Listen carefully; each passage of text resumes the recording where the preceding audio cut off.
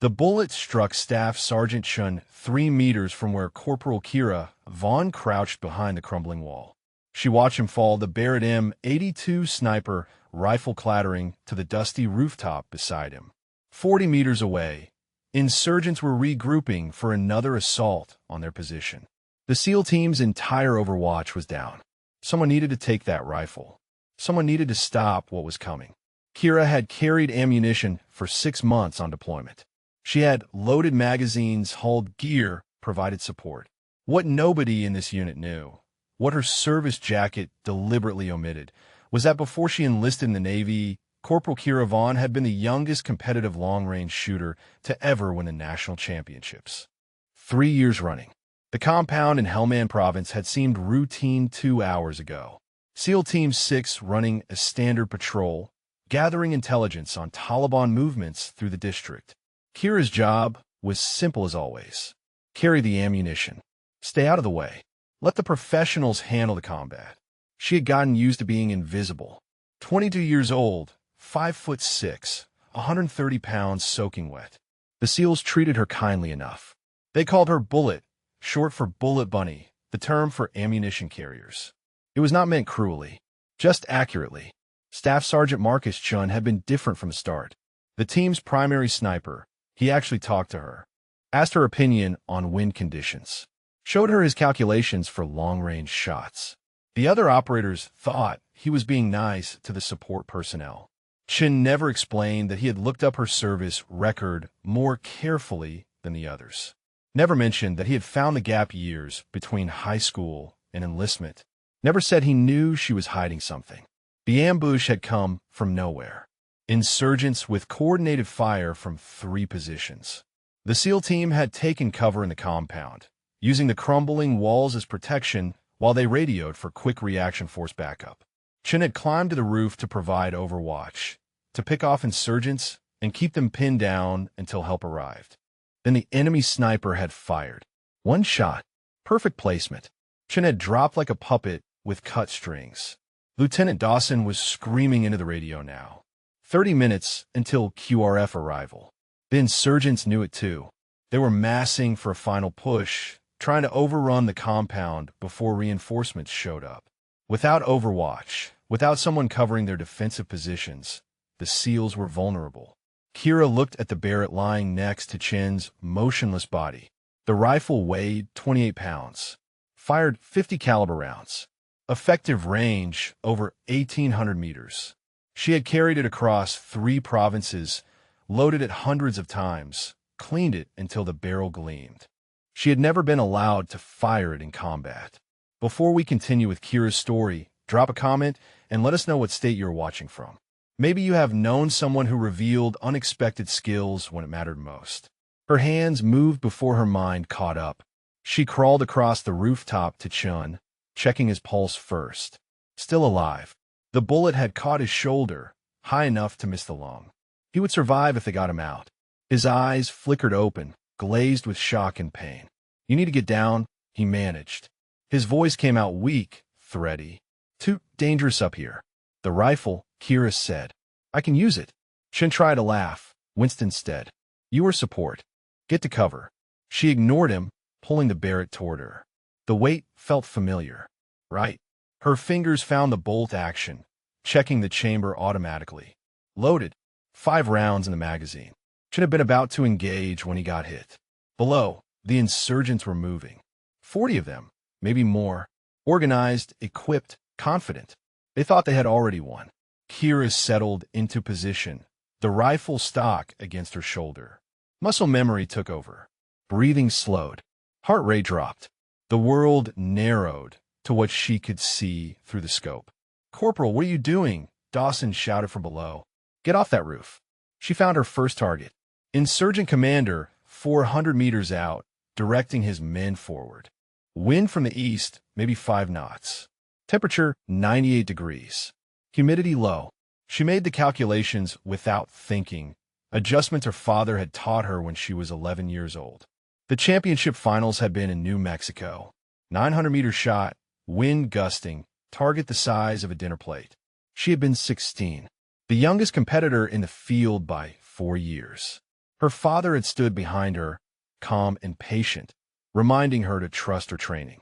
"Squeeze, do not pull," he had said. "Let the shot surprise you." She squeezed the trigger. The Barrett roared. The recoil hammered her shoulder.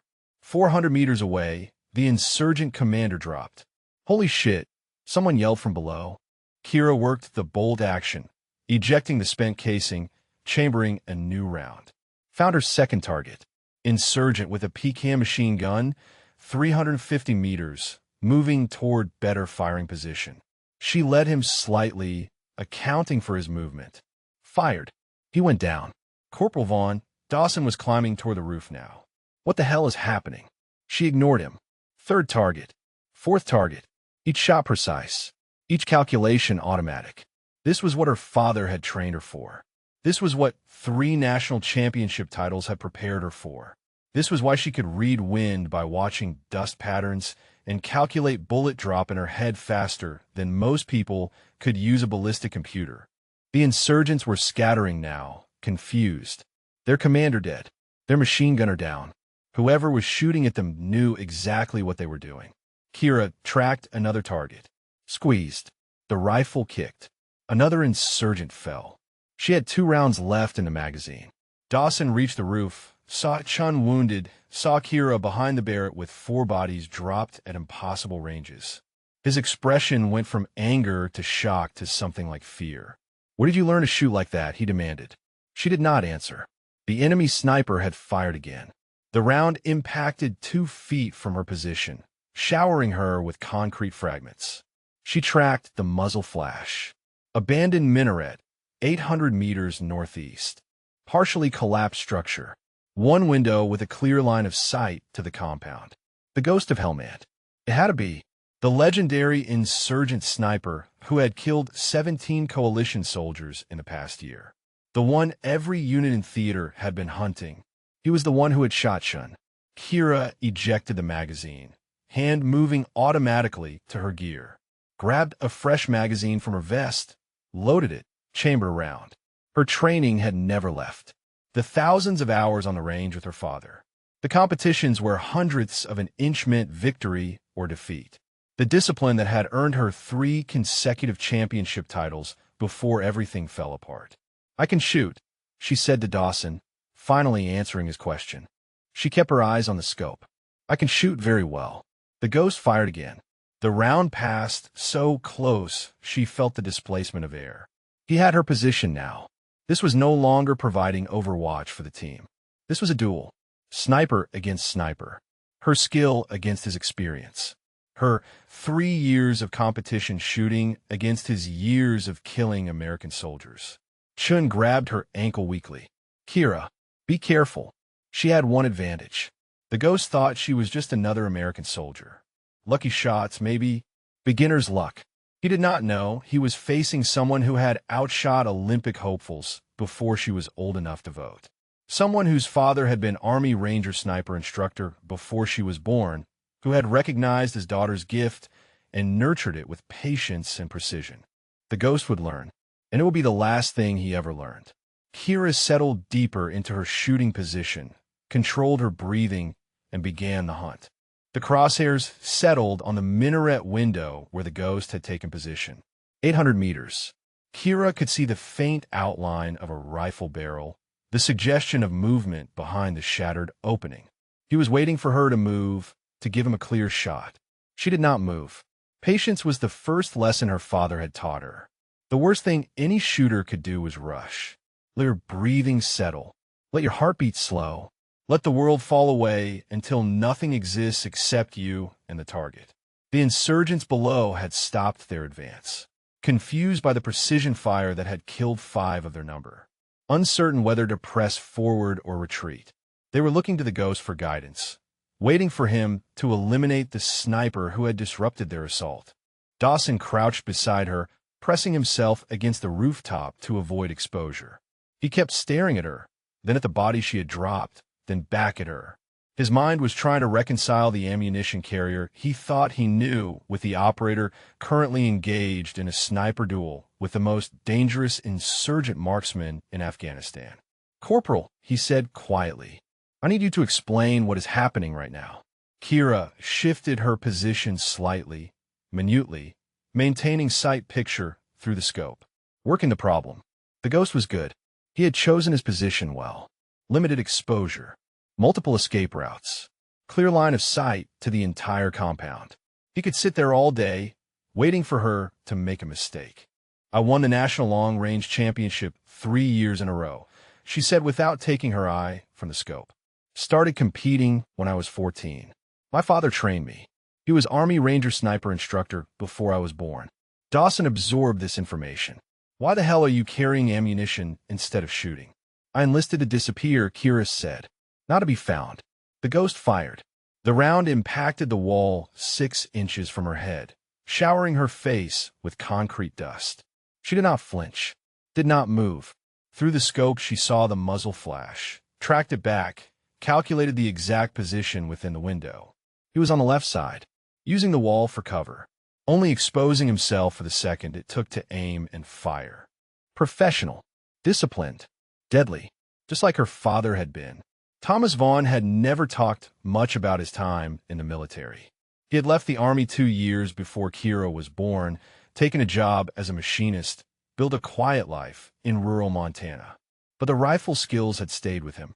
The patience, the precision, the understanding that shooting at distance was not about strength or aggression. It was about mathematics and breathing and the willingness to wait.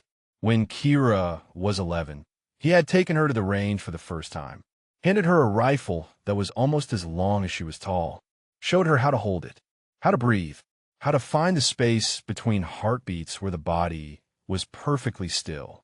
She had fired 1 shot, hit the target dead center at 200 yards. Her father had smiled, that rare, genuine smile that meant he was truly proud. I think we found your gift, he had said. The next 7 years had been the happiest of her life. Weekends at the range, summers at competitions. Her father beside her always, teaching, guiding, pushing her to be better. She had won her first championship at 14, defended it at 15, won again at 16. The youngest 3-time national champion in the history of the sport. Scouts from Olympic development programs had started calling. Then her father had died. Heart attack. Sudden. Massive. The doctors said he had probably had the condition for years, hidden it, ignored the symptoms. He had collapsed in the driveway after they argued. Kira had been 17, angry about something stupid, something she could not even remember now. She had said terrible things. He had walked out, gotten in his truck, made it halfway down the drive before his heart stopped. She had found him 20 minutes later. Too late. Far too late. The guilt had crushed her, the anger at herself. The knowledge that their last conversation had been cruel and pointless. She could not touch her rifle after that, could not go to the range, could not even look at the championship trophies without wanting to scream. At 18, she had enlisted in the Navy. No fanfare, no mention of her shooting background. She had buried that part of herself along with her father. Become invisible, forgettable, just another support sailor doing a job. Until today, until Chun had fallen and the rifle had been there, and men were going to die if she did not act. Kira exhaled slowly. The ghost was moving.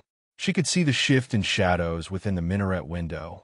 He was repositioning, trying to get a better angle on her location. She made her calculations.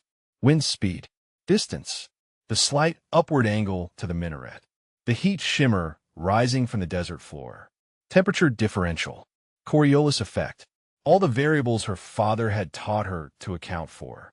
The ghost appeared in the window. Half a second of exposure as he moved from one position to another. Kira fired. The Barrett thundered. The recoil drove into her shoulder. Through the scope, she saw the impact. High and right. Missed him by inches, but close enough that the ghost threw himself back from the window, abandoning his position temporarily. Did you just miss? Dawson asked, shocked. Kira worked the bolt, chambering another round. I did not miss. I moved him. Now he knows I can reach him. Now he has to be more careful. Below them, the SEALs were using the respite to reposition, moving to better defensive positions, consolidating their perimeter. Chun was being dragged to cover by 2 operators, leaving a trail of blood across the rooftop. He was conscious enough to give her a weak thumbs up as they moved him. Radio chatter crackled. Quick Reaction Force was 20 minutes out. The insurgents knew it. They were calling for reinforcements of their own, trying to mass enough fighters to overrun the compound before American helicopters arrived. The Ghost reappeared. Different window, 50 meters from his original position. He had moved through the minaret's interior, found a new firing point. Smart, unpredictable. Kira tracked him. He was scanning for her, scope sweeping across the compound rooftops.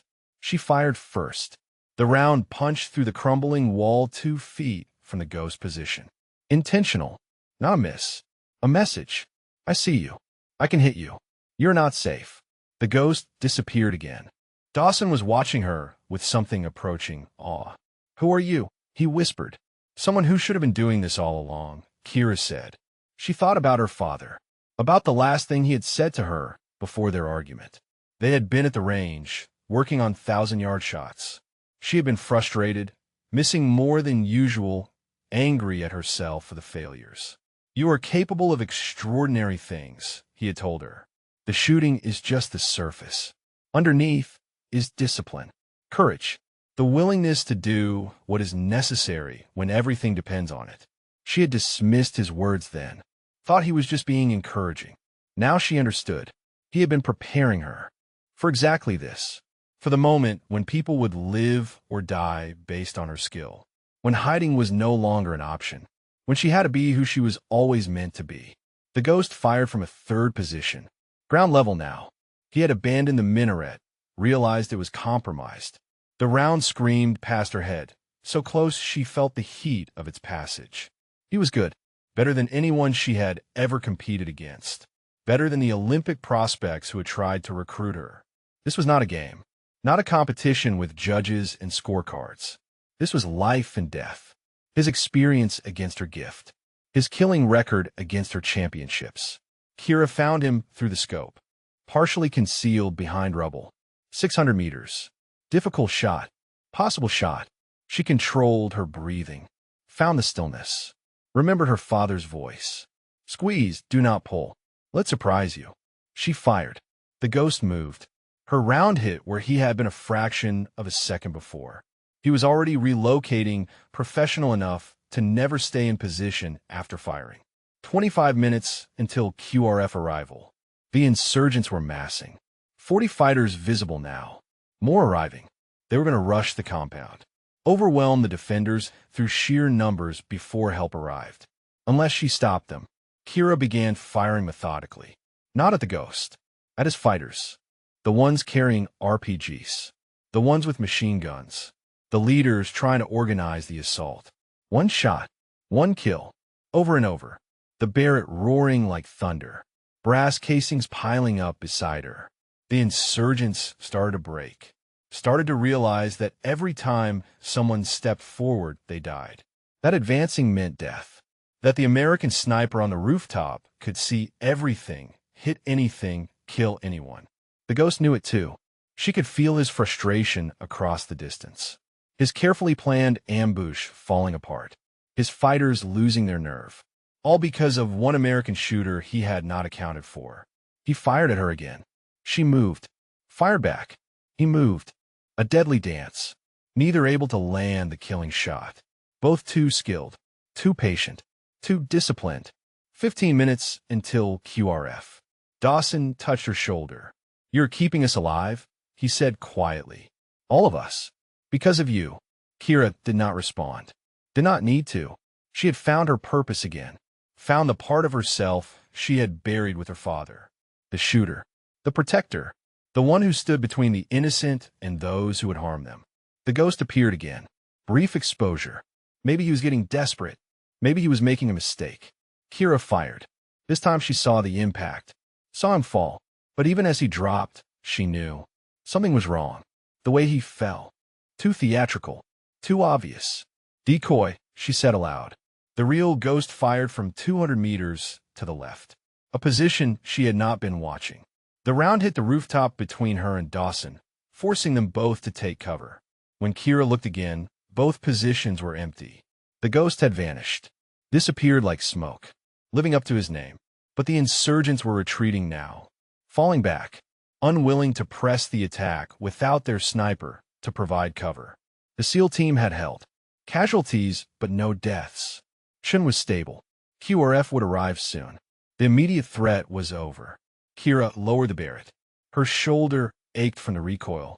Her hands trembled slightly from adrenaline. But she was alive. They were all alive. Dawson stared at her. I do not know what to put in my after-action report. Tell them the ammunition carrier saved your lives, Kira said. Tell them I can shoot. She looked toward the mountains where the ghost had disappeared. This was not over. He was still out there, still hunting, still killing. But now he knew she existed. Now he knew someone could match him. Someone could hunt him back. And Kira Vaughn was just getting started. The quick reaction force arrived in a thunder of rotor blades and dust. 2 Black Hawks settling into the compound courtyard, door gunners scanning for threats. Medics rushed to Chun first, stabilizing him for transport. The SEAL team secured the perimeter, professional and efficient despite the chaos they had just survived. Kira remained on the rooftop, Barrett still in her hands. She watched the mountains where the ghost had disappeared. Somewhere out there, he was watching too, analyzing what had happened, reassessing the threat she represented, planning his next move. Lieutenant Dawson climbed back up to her position. He moved differently now, not the casual confidence he had shown before the ambush. Something more careful, more respectful. Colonel Hayes wants to see you, he said, soon as we get back to base. Kira nodded, but did not lower the rifle. Not yet. Not until they were wheels up and clear of the area. That was not luck down there, Dawson continued. Those were professional shots. Competition-level precision. I told you, Kira said. I can shoot. You told me you won some championships. Dawson gestured at the bodies scattered across the desert floor. You did not tell me you were the best shooter I have ever seen in combat. Kira finally looked at him. I'm not the best shooter you have seen. The ghost is still alive. He is better than me. Dawson shook his head. He is not better. He is more experienced. There's a difference. The medics were loading Chun onto a stretcher. He was conscious, arguing with them about whether he needed evacuation. Typical operator mentality. Kira caught his eye across the distance. He raised his hand, fingers forming a shooting gesture. She returned it. We need to move, Dawson said. Colonel Hayes does not like to be kept waiting. The flight back to base took 40 minutes. Kira sat in the Black Hawk beside Chen's stretcher, the Barrett cradled across her lap. The other SEALs kept glancing at her. Not hostile, just recalibrating, trying to understand who she actually was. One of them, a staff sergeant named Price, finally spoke over the headset. My cousin competed in long-range shooting. State level. He talked about the national championships like they were the Olympics. Said the skill level was insane. Kira did not respond. Price continued. He mentioned this teenage girl who won 3 years straight. Said she was a prodigy. Made shots that should have been impossible. He looked at her directly. That was you. Yes, Kira said. Price nodded slowly. Why are you carrying ammunition instead of carrying a rifle? Because I did not want to be found, Kira said. I wanted to disappear. Chen opened his eyes, morphine making his voice slow but clear. Too late for that now. Everyone is going to know after today. He was right. Kira understood that. The moment she had picked up that Barrett, the moment she had engaged the ghost, she had stopped being invisible. There was no going back to the simple anonymity of being a support sailor. The question was whether she wanted to go back. Base operations was chaos when they landed. Word had spread about the ambush, about the ammunition carrier who had turned into a sniper and saved an entire SEAL team. Officers were waiting. Intelligence personnel. Even a pair of reporters from Stars and Stripes who were quickly turned away. Colonel Hayes met them at the landing pad. 50 years old, career special operations, the kind of officer who had done every job he asked his people to do. He looked at Kira with sharp, evaluating eyes. Corporal Vaughn, he said, come with me. She followed him to a briefing room. Dawson came too, along with a Navy investigator and an intelligence officer she did not recognize. They sat her down, brought her water, waited while she collected herself. Tell me what happened, Hayes said. Everything. Kira walked them through it. The ambush, Chen getting hit, her decision to take the rifle, the engagement with the ghost, the shot she made. The duel that had kept the insurgents at bay until QRF arrived. Hayes listened without interrupting. When she finished, he looked at Dawson. Confirm her account. Every word, Dawson said. I watched her drop 5 insurgents at 400 meters like she was shooting targets at a carnival. Then she went toe-to-toe with the ghost and fought him to a standstill. Without her, we would all be dead. The intelligence officer leaned forward. You said the ghost used a decoy. Describe exactly what you saw. Kira closed her eyes, remembering. I hit him. Saw him fall, but the movement was wrong. Too obvious. Then he fired from a completely different position 200 meters away. He had staged it. Made me think I'd killed him, so I would stop watching for him. The officer nodded. That matches his pattern. He has used that tactic before. 3 other engagements. It is one of the reasons he has survived so long. Hayes pulled out a file, slid it across the table. This is everything we know about the ghost. Real name unknown. Suspected foreign operator, possibly Russian or Chechen. Active in theater for at least 3 years. 17 confirmed kills of coalition forces. Probably twice that many we cannot confirm. He is the highest priority target in this sector. Kira opened the file. Photographs of scenes where the ghost had operated. Reports from survivors. Ballistic analysis. Every page painted the picture of a consummate professional. Patient. Skilled. Ruthless. You engage him for over 30 minutes, Hayes said. You are the only American shooter who has ever matched him shot for shot and lived. I did not match him, Kira said. I survived him. There is a difference. Hayes smiled slightly. Dawson said the same thing about you. That you are not better than the ghost, just less experienced. Because it is true, Kira said. He's been doing this for years. Killing is his profession. I am a competitive shooter who fired her weapon in combat for the first time today. And yet you kept an entire SEAL team alive, Hayes said, against an opponent who has killed some of our best trained operators. Kira looked at the file again, at the list of names. Marines, Army Rangers, Special Forces, all of them killed by the ghost. All of them professionals who had trained their entire careers for combat. My father used to say that shooting competitions and combat shooting were different sports, she said quietly. In competition, the target does not shoot back. The target does not move. The target does not think. What else did your father say? Hayes asked. Kira met his eyes. He said that if I ever had to use these skills for real, I should remember that every shot I take protects someone. Every miss costs someone. The weight of that is heavier than any rifle. Hayes closed the file. Your father was Army Ranger sniper instructor. Thomas Vaughn. I looked up his record. He was one of the best we ever had. Trained 2 generations of snipers before he retired. You knew him, Kira said. It was not a question. I was one of his students, Hayes said. 28 years ago. He taught me everything I know about long-range shooting. When I saw your name on the roster, I wondered if there was a connection. Then I saw you had enlisted as support, not sniper, and I figure I was wrong. You were not wrong, Kira said. I just was not ready to be his daughter. Not after he died. Hayes was quiet for a moment. You would be proud of what you did today. Kira felt the sting of tears, but refused to let them fall. Not here. Not now. The intelligence officer spoke again. The ghost will come after you now. You humiliated him. Matched him. Survived him. That makes you a threat to his reputation. He will want to eliminate you personally. Good, Kira said.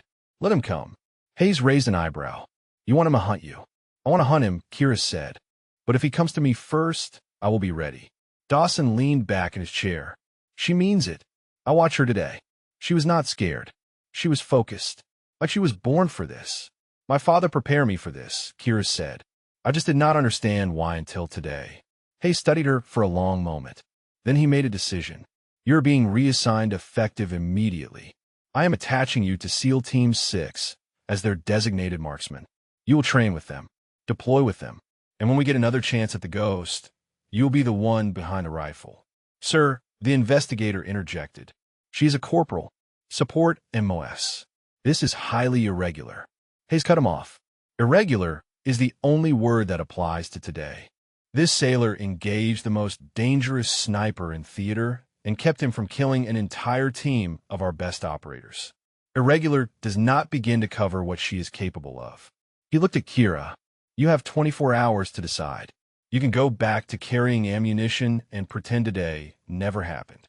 Or you can accept this assignment and become what your father trained you to be. Kira thought about her father, about the range where he had taught her, about the championships she had won under his guidance, about the guilt she had carried since his death, about Chun lying in the medical bay with a bullet wound, about the ghost somewhere in the mountains, planning his next kill. I accept, she said. Hayes nodded. Good. Report to the team barracks at 0600. Dawson will be your direct supervisor. Chun will be your spotter once he is cleared for duty. If he is cleared, Dawson said. That shoulder wound was serious. He will be cleared, Kira said with certainty. Chun is not the type to let an injury keep him down. No, Dawson agreed. He is not. The briefing ended. Kira walked out into the Afghan night, the desert air cool after the heat of the day. Above her, stars blazed in a sky unpolluted by city lights. The same stars her father had taught her to navigate by. The same stars that had watched over every range where she had competed. Somewhere under these same stars, the ghost was planning, preparing, getting ready for their next encounter. Kira smiled. She was ready too, more ready than she had been for anything since her father died. This was not about competition anymore, not about trophies or championships or proving herself. This was about protecting people, about using the gift her father had recognized and nurtured, about honoring his memory by doing exactly what he had prepared her to do. The ghost had made a mistake today. He had let her live, had let her see his tactics, had given her a measure of his skill. Next time they met, she would not make the same mistake. Next time, one of them would not walk away. And Kira Vaughn intended to be the one who did. The SEAL Team 6 barracks were different from the support quarters Kira had lived in for 6 months. Quieter, more professional. The operators who passed her in the hallway nodded with respect instead of the casual dismissal she had grown accustomed to. Word had spread fast. The ammunition carrier who had become a sniper. The girl who had fought the ghost to a standstill. She found her assigned bunk at 0500, an hour before required report time. Old habits from her father. Early is on time is late is unacceptable. She had heard him say it 1,000 times. Chun was already there, sitting on the footlocker beside what would be her rack. His shoulder was heavily bandaged, arm in a sling. He should have been in medical. Instead, he was here. Could not sleep, he said by way of greeting. Figured you would show up early. Kira set down her gear bag. How is the shoulder? Hurts like hell. Medics say 4 weeks minimum before I am cleared for duty. He smiled. I am thinking 2 weeks. Chun, you were shot. I have been shot before. He shifted, winced. This one was cleaner than most. Through and through. Missed the bone. I will heal fast. Kira sat across from him. You do not have to push yourself because of me. Chun shook his head. I'm not pushing because of you. I'm pushing because the ghost is still out there. Because he will kill more of us if we do not stop him. And because you are the best chance we have had in 3 years to actually end him. I'm not that good, Kira said. You kept him from killing 8 SEALs, Chun said. You matched him shot for shot. You made him retreat. He paused. I have been doing this for 6 years. Deployed 4 times. I have never seen anyone shoot like you did yesterday. Yesterday was adrenaline. Yesterday was skill, Chun corrected. Adrenaline makes most people shake. Makes them miss. You got calmer. More precise. That is not normal. Kira thought about the range with her father. The way time had seemed to slow when she was behind the rifle. The clarity that came with each shot. It had been the same yesterday. The chaos falling away. The world narrowing to mathematics and breathing and trigger discipline. My father used to say, I saw shooting differently than other people, she said. He called it gift. He was right, Chun said. I have worked with a dozen snipers. Good ones. Professional operators who trained for years. You are better than all of them. The ghost is better than me, Kira said. Chun considered this. Maybe. But here's what I know. The ghost has experience. Years of kills. Refined tactics. But you have something he does not. What? Potential, Chun said. You have been shooting seriously since you were 11. That is 11 years of muscle memory. 11 years of developing instincts. But you only started using those skills in combat yesterday. The ghost has peaked. He is as good as he will ever be. You're just starting. The thoughts settled over Kira like weight and promise combined. Chen was right. Yesterday had been her first combat engagement. She had made mistakes, hesitated at moments, overthought others. But she had also surprised herself with how naturally it came, how easily the competition skills translated. Dawson entered the barracks, followed by 3 other SEAL operators. He carried a rifle case, set on the bunk beside Kira. "This is yours now," he said. "Barrett M82A1. The one Chen was using. He says you earned it." Kira looked at Chen. "You're giving me your rifle. You saved my life with it," Chen said. "Besides, when I come back, I will spot for you. We'll be a team. The rifle should stay with the shooter." Dawson gestured to the other operators. "This is your new unit. Price you met on the helicopter. This is Morrison, our communications specialist. And Jackson, our close quarters combat expert. Price, step forward. We're going to train you. Dawson says you can shoot. We need to make sure you can do everything else a SEAL team operator needs to do." "I'm not a SEAL," Kira said. "Not officially," Morrison agreed. "But you're rolling with us now. That means you need to be able to keep up, handle yourself in a firefight, navigate in hostile territory, survive if things go sideways." Jackson crossed his arms. "We have 3 weeks before the next operation. Intelligence thinks they have located the Ghost training camp. When we hit it, you are coming with us. That means you need to be ready for more than just shooting." Kira stood. "What do you need me to do?"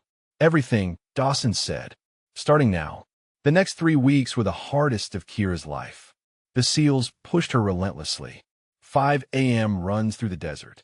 Close quarters combat drills until her muscles screamed. Tactical movement exercises. Radio protocols. Medical training. Navigation. Survival skills.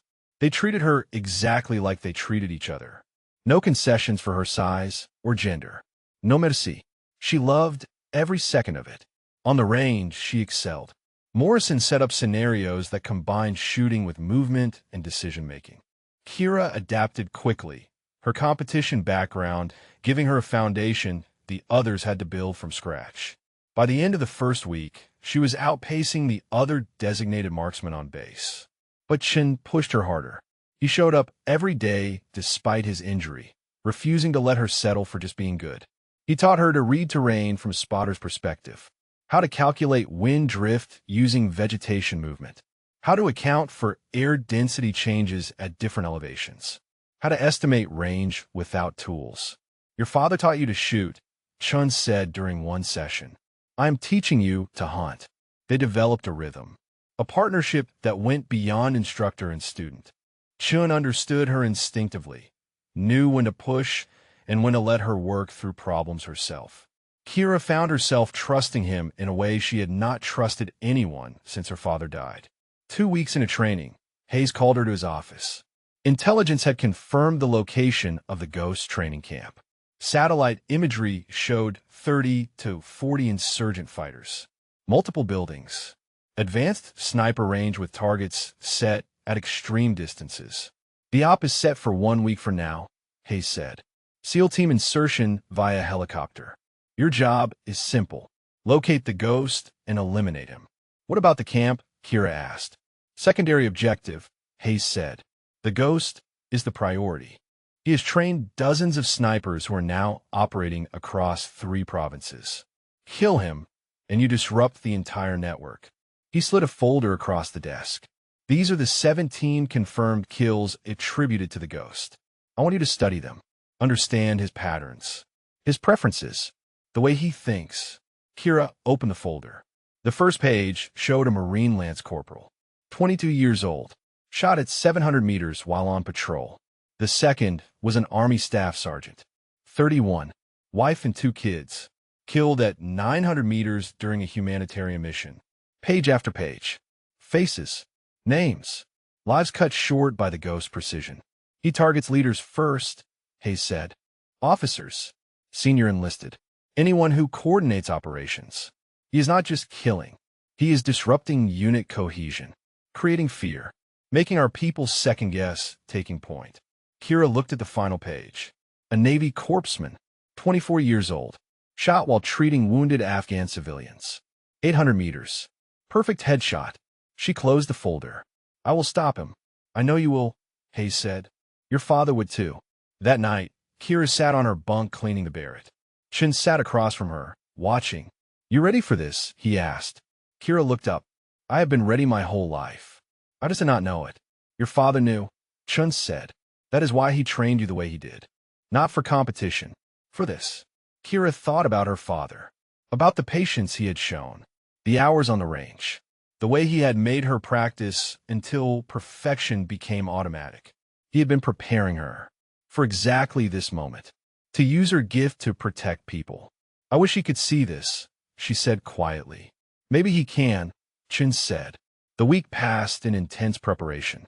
Kira memorized maps of the operational area, studied weather patterns, practiced shots at the distances she would face.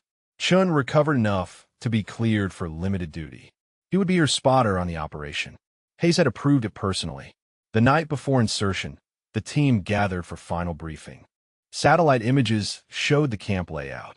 Entry points, likely defensive positions. The advanced sniper range where the Ghost was suspected to spend most of his time. You will have one chance, Dawson said. He is paranoid, well-trained. The moment he suspects compromise, he will disappear. We will never find him again. Then we do not give him a chance to suspect, Kira said. The team looked at her. There was no doubt in their eyes. No question about her ability. They had seen her shoot, trained beside her, watched her push through exhaustion and pain without complaint. She was one of them now. Jackson handed her a patch. SEAL Team 6 insignia. Unofficial, not regulation, but meaningful. You earned it, he said.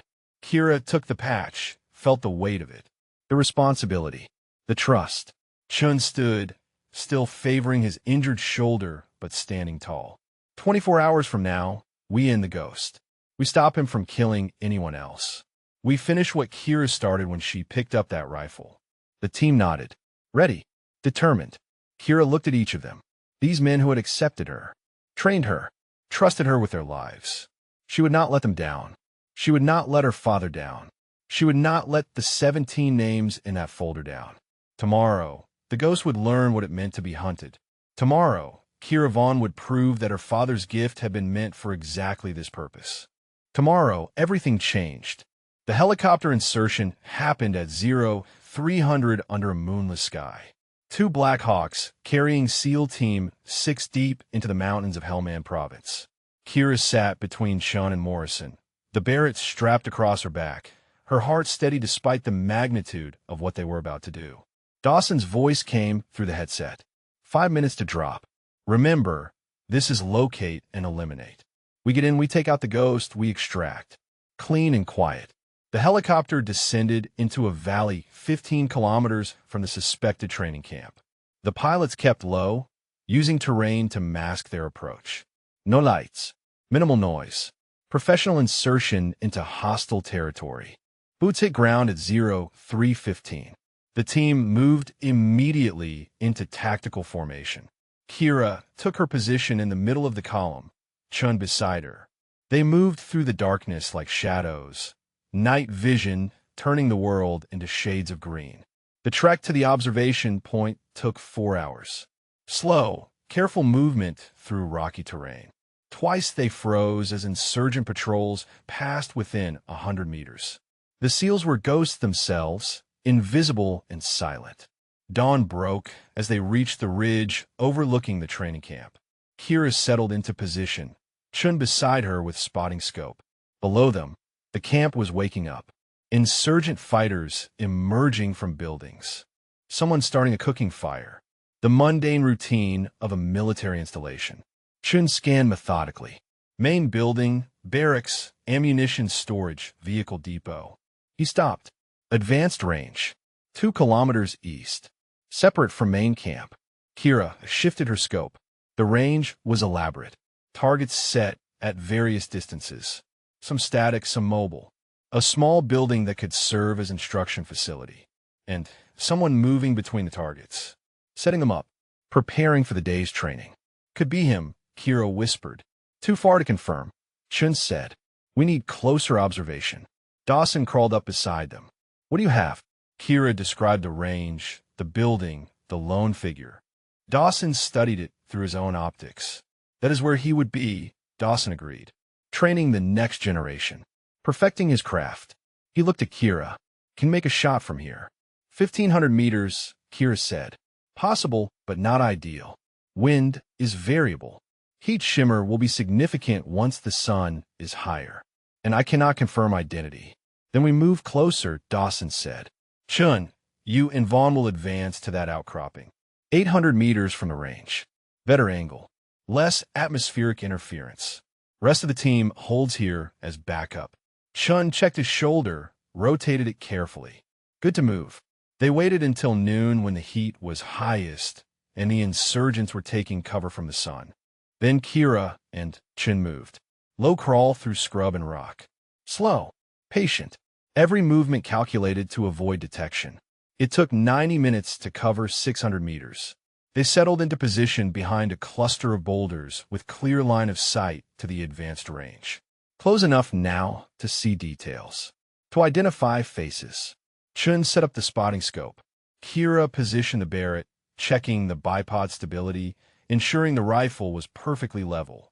3 figures at the range now. 2 students and 1 instructor. The instructor was tall, lean, moving with the fluid confidence of someone completely comfortable in his environment. He was demonstrating stance, body position, breathing technique.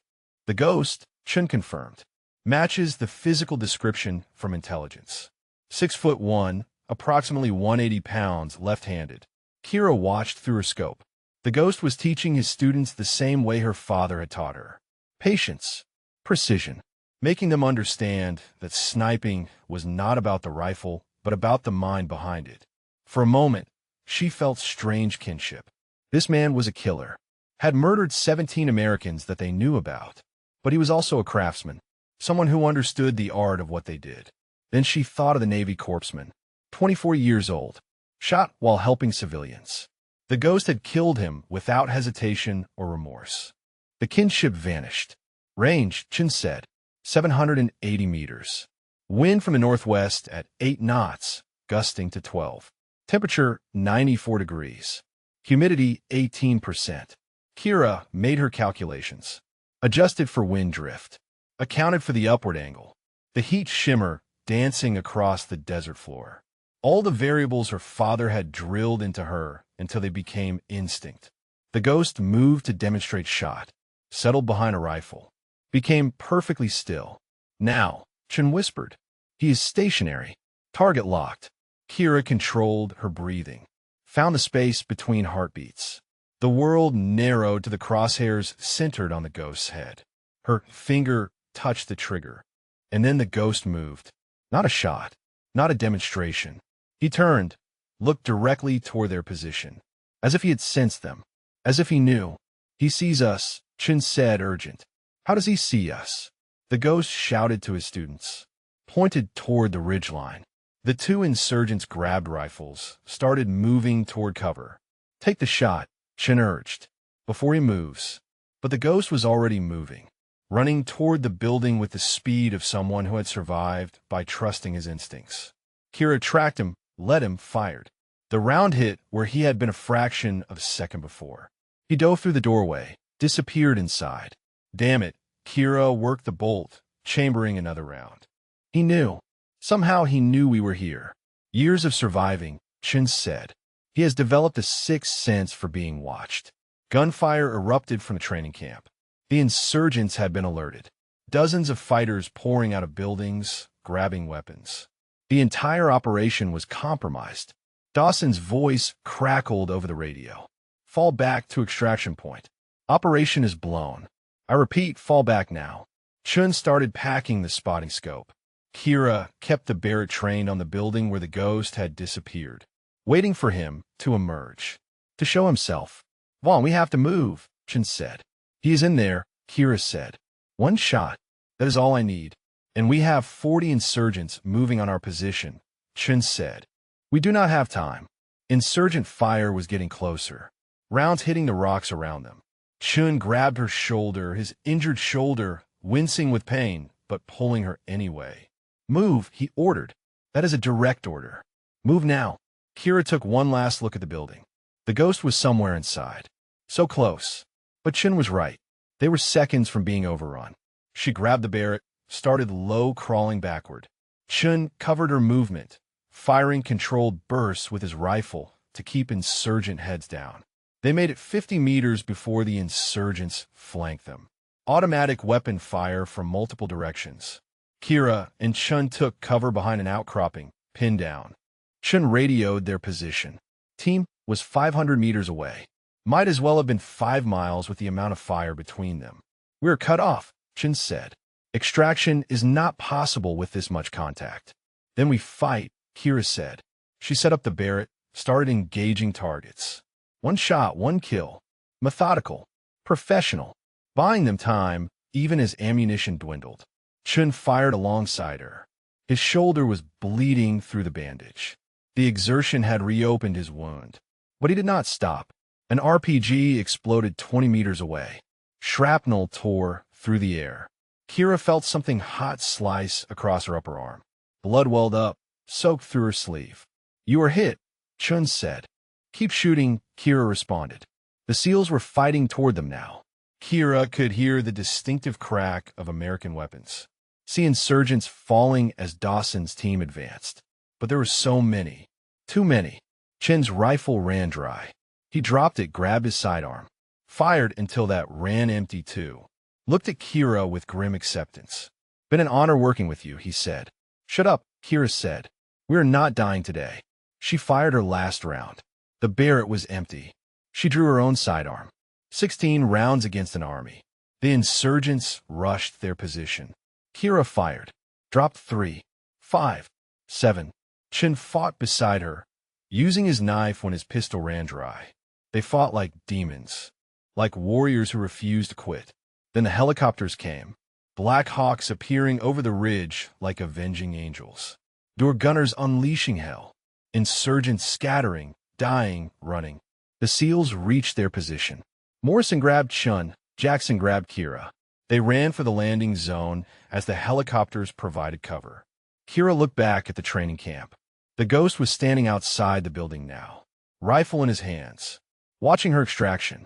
He raised his hand, not in threat, in acknowledgement, one hunter to another. Then he disappeared back into the building. They loaded onto the helicopters under fire. Chun collapsed as soon as they were aboard, his shoulder bleeding heavily. The medic went to work immediately. Kira sat against the bulkhead, her own arm bleeding, her ears ringing from the firefight. They had failed. The ghost was still alive, still operating, still training killers. But something had changed. She had looked into his eyes across 700 meters, had seen him recognize her as an equal, as a threat. He would not forget her, and she would never stop hunting him. Dawson sat beside her, handed her water. You did everything right. He was just better prepared than we thought. Kira shook her head. I hesitated. I had the shot, and I hesitated. You had a quarter-second window before he moved, Dawson said. Even I cannot have made that shot. I should have, Kira said. Chun opened his eyes, reached for her hand. You will, he said weakly. Next time. You will. Kira looked at him, at this man who had become her partner, her friend, who had taken her seriously when no one else had, who had believed in her gift. Next time, she agreed. Next time I will not miss. The helicopter banked toward base, leaving the mountains behind, leaving the ghost behind. But not for long. Never for long. Because Kira Vaughn had found her purpose, and she would not rest until the ghost was ended. No matter how long it took, no matter what it cost. The base medical facility smelled of antiseptic and blood. Kira sat on an examination table while a corpsman stitched the gash on her arm. 12 stitches. Clean wound. She would have a scar, but full mobility. Chun was in surgery. His shoulder wound had torn open completely during the firefight. Muscle damage. Possible nerve involvement. The doctors were working to repair what they could. Colonel Hayes entered the medical bay, his expression grim. He waited until the corpsman finished bandaging Kira's arm before speaking. Walk with me, he said. She followed him outside into the Afghan night. The air was cool after the day's heat. Stars blazed overhead, indifferent to the violence playing out beneath them. The operation was a failure. Hayes said. The ghost escaped. His training camp is being relocated as we speak. Intelligence says we will not find him again for months. I had the shot, Kira said. Half a second longer, and I would have taken it. Hayes shook his head. He did not fail. The ghost has survived because he is paranoid. He trusts his instincts over everything else. When those instincts told him he was being watched, he moved. No one could have anticipated that. I should have taken the shot the moment I saw him, Kira insisted. And maybe you would have missed because you rushed, Hayes said. Maybe the wind would have shifted. Maybe 100 things would have gone wrong. You made the professional choice. You waited for the perfect shot. The perfect shot that never came, Kira said bitterly. Hayes stopped walking, looked at her directly. Your father had a saying. Do you remember it? Kira thought back to the range, to her father's patient voice. There are no perfect shots, only the best shot you can make in the moment you have. Hayes nodded. Tom said that to me during training. I was beating myself up over a miss, obsessing about what I should have done differently. He told me that regret is the sniper's worst enemy. It clouds judgment, makes you hesitate next time. Kira understood the lesson, but the failure still burned. Chun was in surgery because of her.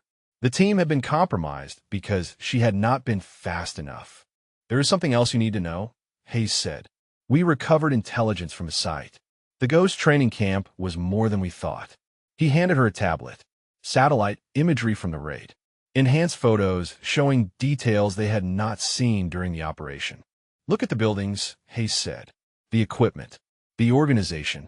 Kira studied the images. Then she saw it. Russian military vehicles. Advanced communications equipment. Weapons that were not standard insurgent issue. This was not just a training camp, she said slowly. Hayes confirmed. This was a state-sponsored operation. Russian military advisors. Funding from foreign sources. The Ghost is not just a lone operator. He is part of a larger program training insurgent snipers to target coalition forces. How many, Kira asked. Intelligence estimates he has trained over 60 snipers in the past 3 years, Hayes said. They are operating across Afghanistan, Pakistan, and Iraq. The 17 kills we attributed directly to the Ghost are just the beginning. His students have killed hundreds. The scale of it hit Kira like a physical blow. This was not about one sniper. This was about dismantling an entire network, an organization designed to kill Americans. We have been fighting the wrong war, Hayes continued. We have been trying to find the Ghost. We should have been trying to understand what he represents. What does he represent? Kira asked. Hayes looked at the mountains. A systematic effort to make Afghanistan too costly for us. To kill our best operators. To create an environment where our troops are afraid to take point. The Ghost is not just a sniper. He is a weapon of psychological warfare. Then we need to eliminate him, Kira said. Hayes turned back to her. That is why I am here. JSOC wants you for a special assignment. Joint Special Operations Command. They are forming a hunter team specifically to track and eliminate the Ghost. What kind of team? Kira asked. Small. 2 operators. You and 1 other. Your mission will be to embed in the region where the Ghost operates. Gather intelligence. Track his movements. And when the opportunity presents itself, take him out. 2 people against an entire network, Kira said. 2 people he will not see coming, Hayes corrected. The last operation failed because we went in heavy. Helicopters. Full SEAL team. He saw us coming because we made noise. A 2-person team can move silently. Blend in. Get close. Who is the other operator? Kira asked. Hayes smiled slightly. Chun volunteered, assuming his shoulder heals properly. He is in surgery, Kira said. He put in the request before they put him under, Hayes said. Told the doctors to patch him up fast because he had a Ghost to hunt. Despite everything, Kira felt warmth spread through her chest. Chun believed in her, trusted her, wanted to finish what they started. This is voluntary, Hayes said. It will be the most dangerous assignment of your career. You will be operating with minimal support in hostile territory for weeks, possibly months. The Ghost will be hunting you as much as you are hunting him. Kira thought about the Navy corpsmen. The 17 confirmed kills. The hundreds more attributed to the Ghost students. The families who would never see their sons and daughters again. I accept, she said. Hayes nodded. I thought you would. Your father would too. He handed her another folder. This is everything we know about the ghost patterns. Study it. Learn how he thinks, where he operates, what makes him predictable. Nothing about him seems predictable, Kira said, opening the folder. Everyone has patterns, Hayes said, even ghosts. You just have to look close enough. The next 2 weeks were intensive preparation. Chun recovered faster than the doctors predicted, driven by sheer determination. His shoulder would never be 100% again, but it was functional. Good enough to spot. Good enough to fight. Kira studied the intelligence files obsessively. The ghost operated in a specific region. Mountain valleys with clear sight lines. Areas where he could control the terrain. He avoided cities. Preferred rural engagements where he could use distance as a weapon. He also had a pattern with his students. He trained them for 6 weeks, then deployed them to operational areas. Every 6 weeks, new students arrived at wherever his current camp was located. That is our window, Chun said, studying the timeline. We have 4 weeks until his next class graduates. He will be focused on their final training. Less mobile, more predictable. If we can find a new camp location, Kira added. Intelligence is working on it, Chun said. Signals intercepts. Satellite surveillance. Someone will make a mistake. 3 days later, intelligence delivered. Radio intercept from a Russian military frequency. Coordinates discussed in code. But the NSA broke the encryption. The new training camp was in the Karengal Valley, 50 kilometers from the previous location. The mission brief was simple. Insertion via civilian vehicle. Posing as aid workers. Move into the valley. Locate the camp. Observe until the ghost presented a clear shot. Eliminate him. Extract. Simple on paper. Deadly in execution. The night before deployment, Kira sat with Chun in the barracks. His shoulder was still bandaged, but healing. He could move the arm now. Could hold the spotting scope steady. You ready for this? He asked. Kira, check your gear one more time. Rifle cleaned. Ammunition packed. Maps memorized. Every detail accounted for.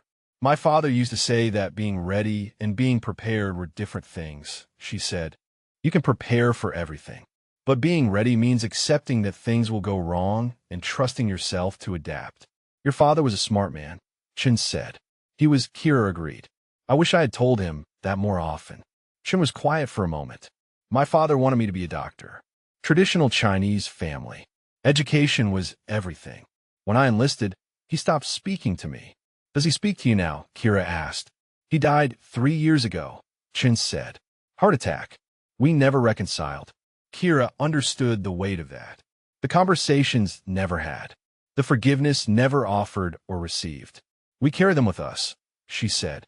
The people we lost. The words we never said. Maybe that is the point. Maybe they make us better at what we do. Maybe, Chun agreed. Or maybe we just tell ourselves that the pain means something. They sat in comfortable silence. 2 people who had lost fathers. Who carried guilt and grief. Who had found purpose in protecting others so that fewer people would have to carry the same weight. Tomorrow they would hunt the ghost, would risk everything to end a threat that had killed too many, would put themselves between evil and the innocent. It was what their fathers had prepared them for, even if neither father had lived to see it. Dawson entered the barracks. Final briefing in 10 minutes. Then you ship out. Kira stood, shouldered her pack, picked up the Barrett that had become an extension of herself. Chun stood beside her. Partners. Ready. They walked to the briefing room together. Past the memorial wall with names of fallen operators. Past the photographs of missions completed. Past the quiet determination that defined everyone who served in special operations. Hayes was waiting in the briefing room. Maps spread across the table. Satellite photos. Intelligence reports. This is it, he said. Your chance to end the ghost. To stop the network he built. To save lives. He looked at Kira. Your father trained dozens of snipers. They went on to save countless lives. You are his legacy. His gift to this fight. Kira felt the weight of those words. The responsibility. The honor. I will not let him down, she said. You never could, Hayes replied. The briefing lasted an hour. Every detail covered. Every contingency planned. Then it was time. Kira and Chun loaded into an unmarked vehicle. civilian clothes, false identification, a cover story about delivering medical supplies to remote villages. The drive to Karangal Valley would take 6 hours. Then the real hunt would begin. Kira looked at Chun as they drove into the darkness. "You trust me? With my life," Chun said. "Good," Kira said, "because I'm going to need you to." The valley waited ahead. The ghost waited somewhere within it. And Kira Vaughn was coming for him. This time, there would be no hesitation. This time, she would not miss. The Karangal Valley was called the Valley of Death by the soldiers who fought there.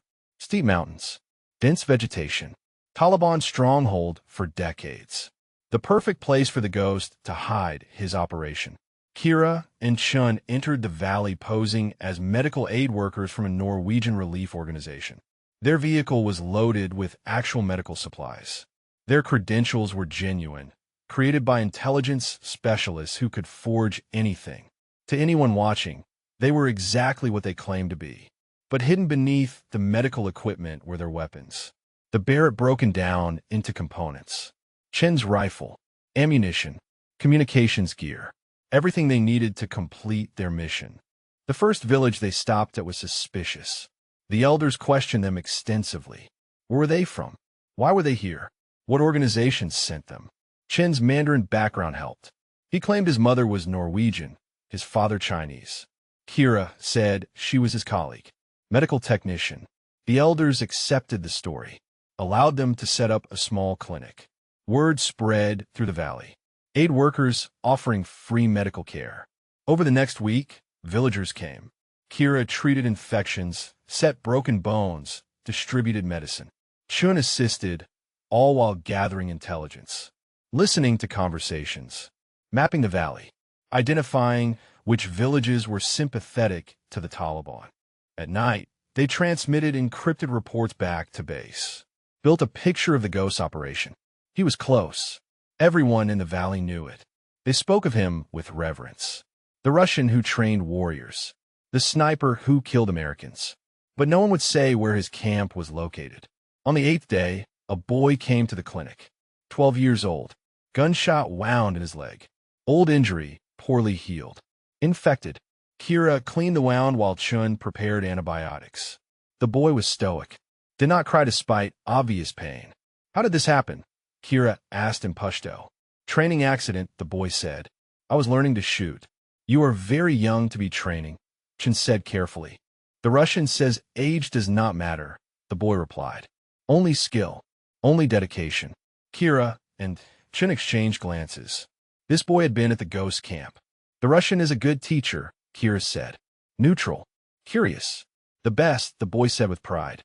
"He taught me to read wind, to control breathing, to wait for the perfect moment."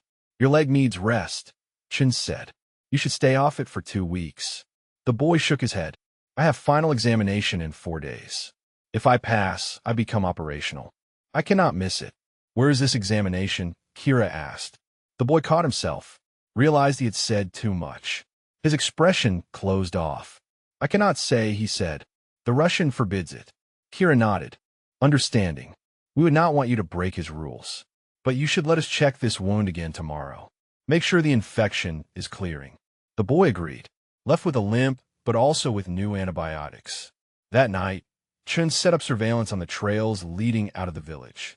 Thermal imaging, motion sensors. If the boy returned to camp, they would track him. At dawn, the sensors triggered. The boy moving through the forest, heading northeast into the mountains. Chun woke Kira. "We have him." They followed at a distance. The boy was careful, but not professional. He checked behind him occasionally, but did not notice the 2 operators tracking him from 500 meters back. 4 hours into the mountains, the boy reached a valley hidden between 2 peaks. Kira and Chun observed from a ridge above. The new training camp was larger than the last, more permanent, buildings instead of tents, an elaborate range with targets at distances up to 2,000 meters, 30 students visible, and instructors, 3 of them. Chun glassed each instructor through the spotting scope. 2 were local, Afghan or Pakistani. The 3rd was European, tall, lean, moving with deadly grace. The ghost, Chun confirmed. Kira set up the Barrett, ranged to target, she asked. 1,200 meters, Chun said. Wind variable, gusting between 6 and 14 knots from the west. Temperature, 78 degrees. Kira made her calculations. Long shot, difficult conditions, but possible. She settled into position, controlled her breathing. The ghost was instructing students on a firing line. Standing, moving between them, correcting their form. Target is mobile, Chun said. Wait for him to stop. Kira tracked him through the scope, watching his pattern. Every 3 minutes, he paused to demonstrate something. Those pauses lasted 5 to 7 seconds. Not enough time. We need him stationary longer, she said. Chun studied the camp, the range building, office or classroom maybe. If we wait for him to go inside, we lose the shot. These mountains, the angle is wrong. Then we need to make him stop, Kira said. How? Chun asked. Kira thought about the boy, about his pride when speaking of the ghost, the reverence in his voice. The examination, she said. In 4 days, the ghost will be evaluating his students. That means he will be stationary, observing, using optics to watch their shots. Chun understood. He will be in one place, focused on his students instead of security. It is our best chance, Kira said. For days, Chun said, we maintain cover. Keep treating villagers. Wait. The waiting was harder than any firefight. Kira treated patients during the day, smiled, made small talk, all while knowing that in 4 days she would kill someone from this very valley. Chun struggled too. His shoulder ached in the cold mountain air. The wound had healed, but would never be the same. He had the pain, but Kira saw it. Saw him massaging the joint when he thought she was not looking. You should have stayed on base, she said one night. And missed this, Chun replied. Not a chance. Your shoulder could be permanent damage. It already is permanent damage, Chun said. The doctors told me I will never have full range of motion, that I should take a medical discharge. Accept an instructor position. Why did you not? Kira asked. Because this matters, Chun said. Because the ghost needs to be stopped. Because you're the only one who can do it, and you need a spotter you can trust. Kira felt emotion tighten her throat. I do trust you. I know, Chun said. That is why I am here. They sat in silence. The bond between them had deepened beyond professional partnership. They had saved each other's lives, trained together, fought together, bled together. If we survive this, Chun said quietly, what will you do after? After, Kira repeated. I have not thought about after. You should, Chun said. This mission, this hunt, it cannot be your whole life. It is all I have, Kira said. That is not true, Chun said. You have skill, purpose. You could train the next generation. Pass on what your father taught you. What I have taught you. Like he did, Kira said, before he retired. Exactly, Chun agreed. Your father spent his career creating protectors. You could do the same. The idea settled in her mind. Teaching, not hiding, not running from her gift, but sharing it. Creating a legacy her father would be proud of. Maybe, she said, if we survive. When we survive, Chun corrected. The 4th day arrived. The boy with the wounded leg came to the clinic early. His infection was healed, his limp barely noticeable.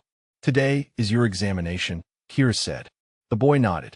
Nervous, excited. You will do well, she said. You have trained hard. Trust what you learned. The Russian says trust is for the weak, the boy said. Only skill matters. The Russian is wrong, Kira said.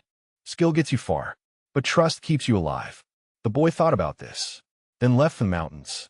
Chun and Kira packed their gear. Medical supplies abandoned. They moved in full tactical equipment now. No more pretense. No more cover. They reached their observation position by noon. The examination was already underway. Students on the firing line. Targets set at extreme distances. The ghost moving between them with a spotting scope. Evaluating. Critiquing. Teaching even during testing. Range, Kira said. 1,100 meters, Chun confirmed. Wind steady at 9 knots. Temperature, 82 degrees. Barometric pressure stable. Kira settled behind the Barrett. This was it. The moment they had prepared for. Traveled for. Risked everything for. The ghost stopped at the center of the firing line. Raised his spotting scope. Became perfectly still as he observed a student shot. Target stationary, Chen said. You have a shot. Kira controlled her breathing, found the stillness her father had taught her, the space between heartbeats where the body was perfectly motionless. She thought about the 17 names, the hundreds more killed by the ghost students, the families destroyed, the lives cut short. Her finger touched the trigger. The ghost turned, not toward her, toward something else. A student who had asked a question. Hold, Chen said. Target mobile. Kira held, waited. The ghost would stop again, would become still. But something changed. The ghost's posture shifted. He handed his scope to another instructor, started walking toward the range building. He is leaving, Chen said. Take the shot now, or lose it. Moving target at 1100 meters. Possible, but not probable. Kira tracked him. Let him. Calculated his speed. Your call, Chen said. You are the shooter. Kira remembered her father's voice. There are no perfect shots. Only the best shot you can make in the moment you have. She fired. The Barrett roared.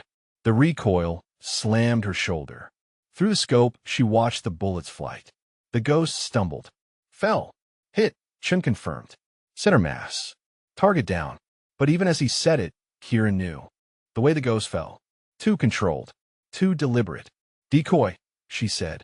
The real ghost appeared from the range building. Rifle already raised. Already aimed at their position. He had known. Had sensed them again. Had staged the entire scenario. He fired. The round hit the rock 6 inches from Kira's head. Move, Chen shouted. They grabbed their gear, ran. The ghost fired again. Again. Rounds tracking their movement with terrifying precision. They dove into a ravine. Slid down loose scree. Bullets chasing them. The ghost was better than good. He was perfect. And now they were the hunted.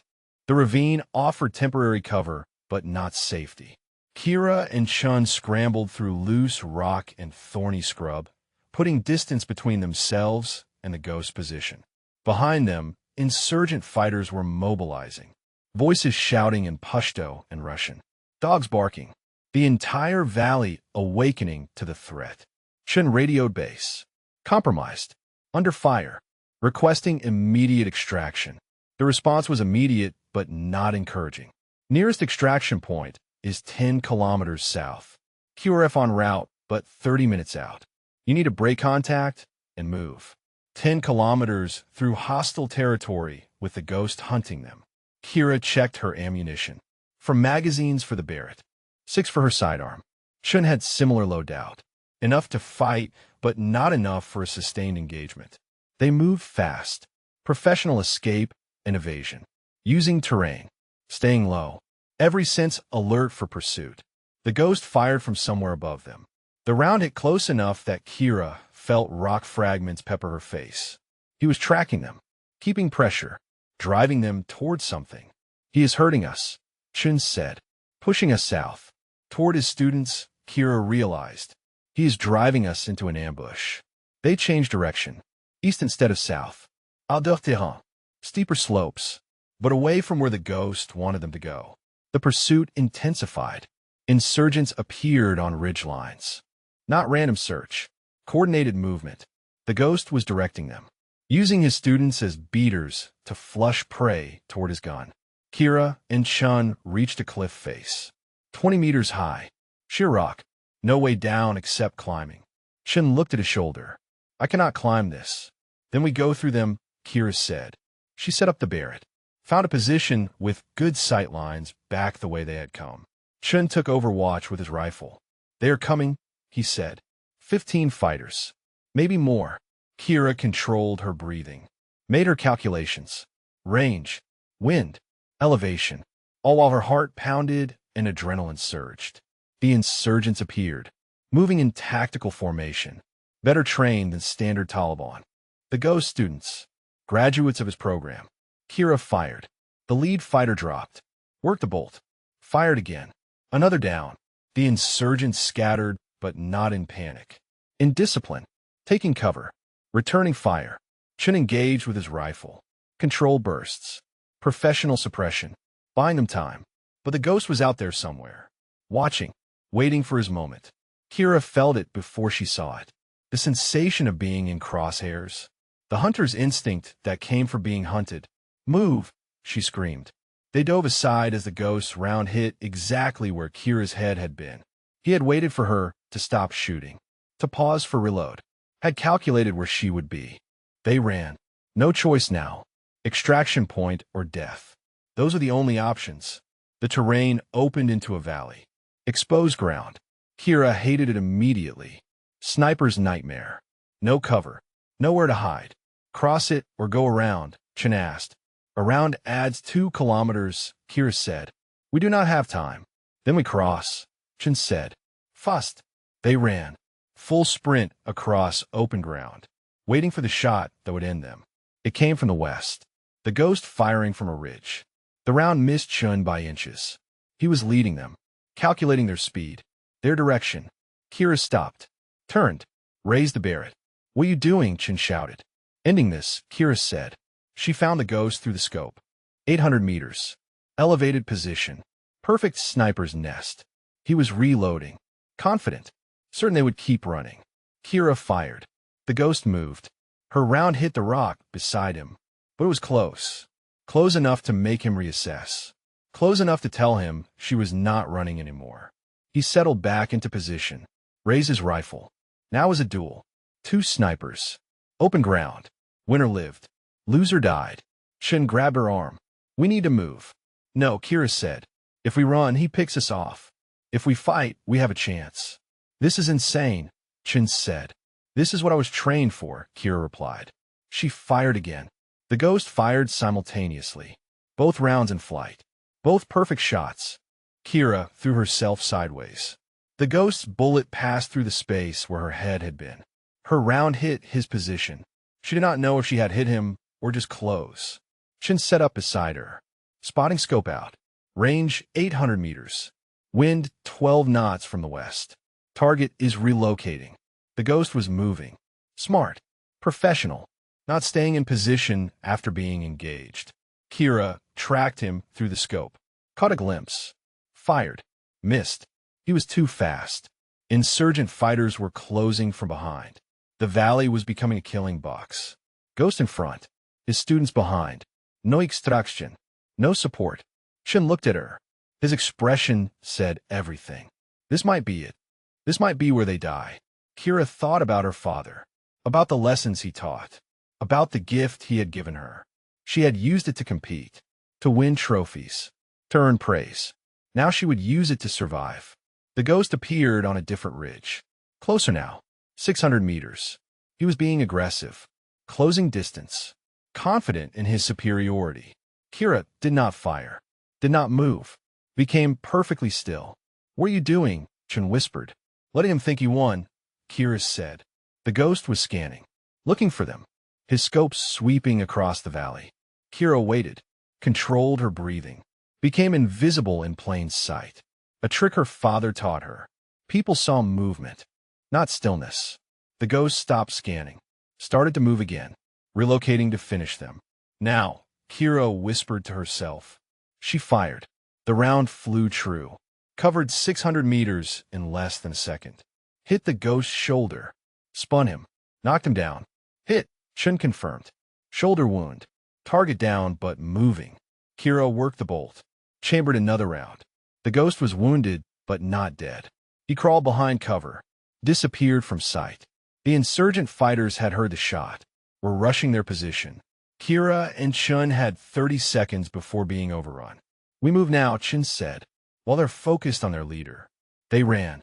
South this time. Toward extraction. The wound would slow the ghost. Buy them time. 2 kilometers. The insurgents were close behind, but not gaining. Kira and Chen were professional operators. Knew how to move under pressure. Chen's radio crackled. QRF is at extraction point. We have visual on 2 personnel moving south. Confirm identity. Chen confirmed. 2 friendly. Multiple hostile in pursuit. Copy that. We have you. Keep moving. We will provide cover. The helicopters appeared over the ridgeline. Beautiful. Deadly. Door gunners opening fire on the pursuing insurgents. Kira and Chen reached the extraction point. A small clearing. The Black Hawk was already landing. Rotor wash throwing up dust and debris. They ran for it. Hands reached down. Pull them aboard. The helicopter lifted immediately, banking away from the valley. Kira looked back. The ghost was there, standing on the ridge despite his wound, rifle raised, aiming at the departing helicopter. He fired. The round hit the helicopter's tail rotor. Alarm screamed. The pilot fought for control. "We are hit," the pilot shouted. "Losing hydraulics. Going down." The helicopter spun, descended rapidly. Not a crash. A controlled emergency landing. But they were still in the valley, still in the ghost's range. They hit hard. Kira was thrown against the bulkhead. Chun slammed into the door. The pilots fought to shut down systems. "Prevent fire. Everyone out," the crew chief ordered. Defensive perimeter. They scrambled from the damaged helicopter. The pilots, the door gunners, Kira and Chun. 7 personnel. Limited ammunition. No air support. The second helicopter had pulled back. Too damaged to risk. The ghost would come. He knew where they were. Knew they were vulnerable. Kira set up the Barrett. Used the helicopter for cover. Chun beside her with his rifle. "This is not how this was supposed to end," Chun said. "It is not ending," Kira replied. "We are still alive. Still fighting." The insurgents appeared. Cautious now, knowing Americans were armed and dangerous. The ghost would be with them, directing them, using them. Kira scanned for him. Where would he set up? What position would give him best advantage? There, a outcropping 400 meters north. Perfect elevation. Clear sight lines. She aimed at it. Waited. The ghost appeared. Just for a moment. Setting up his rifle. Kira fired. The ghost dropped. She did not know if she hit him or if he took cover. The firefight began. Insurgents attacking from multiple directions. The Americans returning fire. Disciplined. Professional. Making every shot count. Chun took a round to his vest. Body armor stopped it, but knocked him down. He got back up. Kept fighting. A door gunner was hit. Leg wound. Kept firing despite the blood. They were going to die here. All of them. Unless something changed. Kira looked at the Barrett. At the rounds remaining. She had one choice. One play. "Cover me," she said to Chun. "Where are you going?" he demanded. "To end this," she said. She grabbed the Barrett. Ran from cover. Toward the ghost position. Direct assault. Insane. Suicidal. But it was the last thing he would expect. She ran through gunfire. Rounds hitting around her. Pure luck keeping her alive. She reached a position 200 meters from where the ghost had set up. Close enough. She could see him now. He was wounded, bleeding from the shoulder, but still dangerous. Still deadly. He saw her. Swung his rifle toward her. They fired simultaneously. 2 bullets. 2 snipers. 2 perfect shots. Everything went white. When Kira opened her eyes, she was on her back. Her chest hurt. Breathing was difficult. She looked down. The ghost's bullet had hit her vest. Center mass. The armor had stopped it, but barely. She sat up, looked toward the ghost's position. He was down, not moving. Chun ran to her, helped her up. "You insane, brilliant, terrifying person. You hit him." "Is he dead?" Kira asked. Chun checked through the scope. "He is not moving. Severe blood loss. Either dead or dying." "Finish it," Kira said. "You finish it," Chun replied. "This is your kill." Kira took the Barrett, aimed at the ghost's motionless form. Her finger touched the trigger, and stopped. Something was wrong. The position. The way he fell. Too familiar. Another decoy, she whispered. The real ghost fired from 300 meters east. The round hit the ground beside Chun. The ghost was toying with him now. Playing. Kira turned. Found him. Really him this time. She could tell. The way he moved. The confidence. "No more games," she said. She fired. The ghost fired. Her bullet found him. Shoulder. Same shoulder she had hit before. He fell. This time she saw the blood. Saw the impact. Real. The ghost fell behind cover. Wounded for real this time. Kira saw the blood trail. Saw him struggling to move. She had hit him twice now. Shoulder wounds. Painful. Debilitating. But not fatal. Not yet. The insurgent fighters were retreating. Their leader was down. Their confidence shattered. The Americans had fought harder than expected. Lasted longer. The ghost students were skilled, but not experienced. They broke under pressure. Chun moved beside Kira. QRF is 10 minutes out. Second wave. We hold until then. 10 minutes, Kira repeated.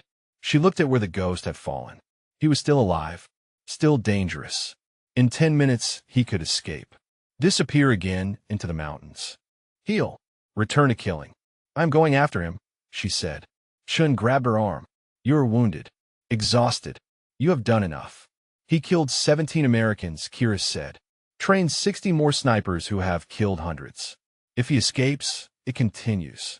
More names on that wall. More families destroyed. Then we wait for backup, Chun said. Go after him with support. In 10 minutes he will be gone, Kira said. You know it. I know it. Chun looked at her, saw the determination, the absolute refusal to let the ghost slip away again. Then I am coming with you, he said. Your shoulder, Kira started, is fine, Chun cut her off. You do not hunt ghosts alone. They moved toward the ghost's last position. Tactical advance. Using cover. Expecting ambush at every turn. The ghost was wounded, but he was also the most dangerous man either of them had ever faced. The blood trail led into rocks. Natural cave formation. Dark. Perfect defensive position. He is in there, Chun whispered. Kira nodded. Cornered, but protected. They could wait him out. Starve him. But he might have another exit. Might already be escaping through the mountain. She made a decision. I'm going in. Chun shook his head. That is suicide. Confined space. Low light. He has every advantage. I have the barrack, Kira said. Close quarters, it becomes a club. But I also have this. She drew her sidearm. Check the magazine. 15 rounds. You trained me for close quarters combat, she said to Chun. Time to see if I learned. If you die in there, I will kill you myself, Chun said. Kira smiled. Deal. She moved to the cave entrance. Let her eyes adjust to the darkness. The cave was narrow, 10 feet wide, extending back in a shadow. The ghost's voice came from the darkness. You are good.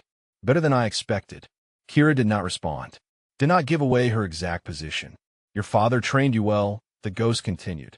I can see his technique in your shooting. Thomas Vaughn was legendary among Russian military instructors. We studied his methods. Kira felt shock run through her. You knew my father. I knew of him, the ghost corrected. Never met him, but I read his training manuals. Watched videos of his instruction. He was artist. Like me. You are nothing like him, Kira said. He created protectors. You create killers. We are all killers, the ghost said. The only difference is the flag we serve. My father saved lives, Kira said. You take them. Your father trained hundreds of snipers who went to Iraq, Afghanistan, Syria. How many people did they kill? Thousands. Tens of thousands. He was as much murderer as I am. He just had better propaganda. Kira moved deeper into the cave, following the voice. He was trying to distract her, make her emotional, compromise her focus. You're running, she said. For the first time in years, you were the prey instead of the hunter. How does it feel? The ghost laughed. Pain in the sound. I am not running. I am choosing the battlefield. There is difference. Movement in the shadows. Kira fired. 3 rounds. The muzzle flash lit the cave for an instant. She saw blood on the rocks. Empty space where the ghost had been. He was deeper in, moving despite his wounds. Kira followed. The cave narrowed. Became a tunnel. She had to crouch. Difficult shooting position. Vulnerable. This was a mistake. She knew it, but turning back meant letting him escape. Tell me, the ghost's voice echoed. Why do you hunt me? Is it duty? Revenge? Glory? Justice, Kira said. Justice, the ghost repeated. American justice. The kind that bombs villages. That kills children. That invades countries for oil and calls it freedom. We did not start this war, Kira said. Nor did I, the ghost replied. I am simply very good at fighting it. The tunnel opened into a chamber. Natural cavern. Light filtering from cracks in the ceiling. The ghost was there, leaning against the wall.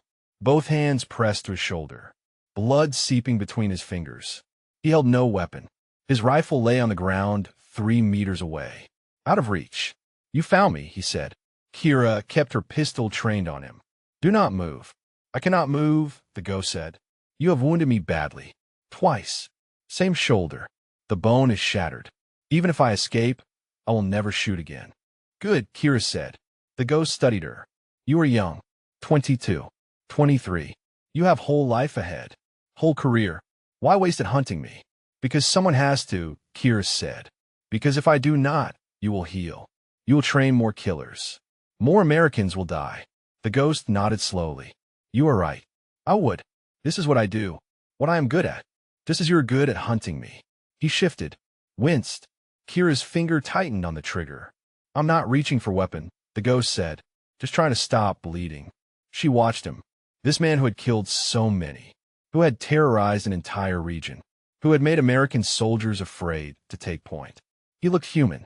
Wounded. Mortal. Your father would be proud of you, the ghost said.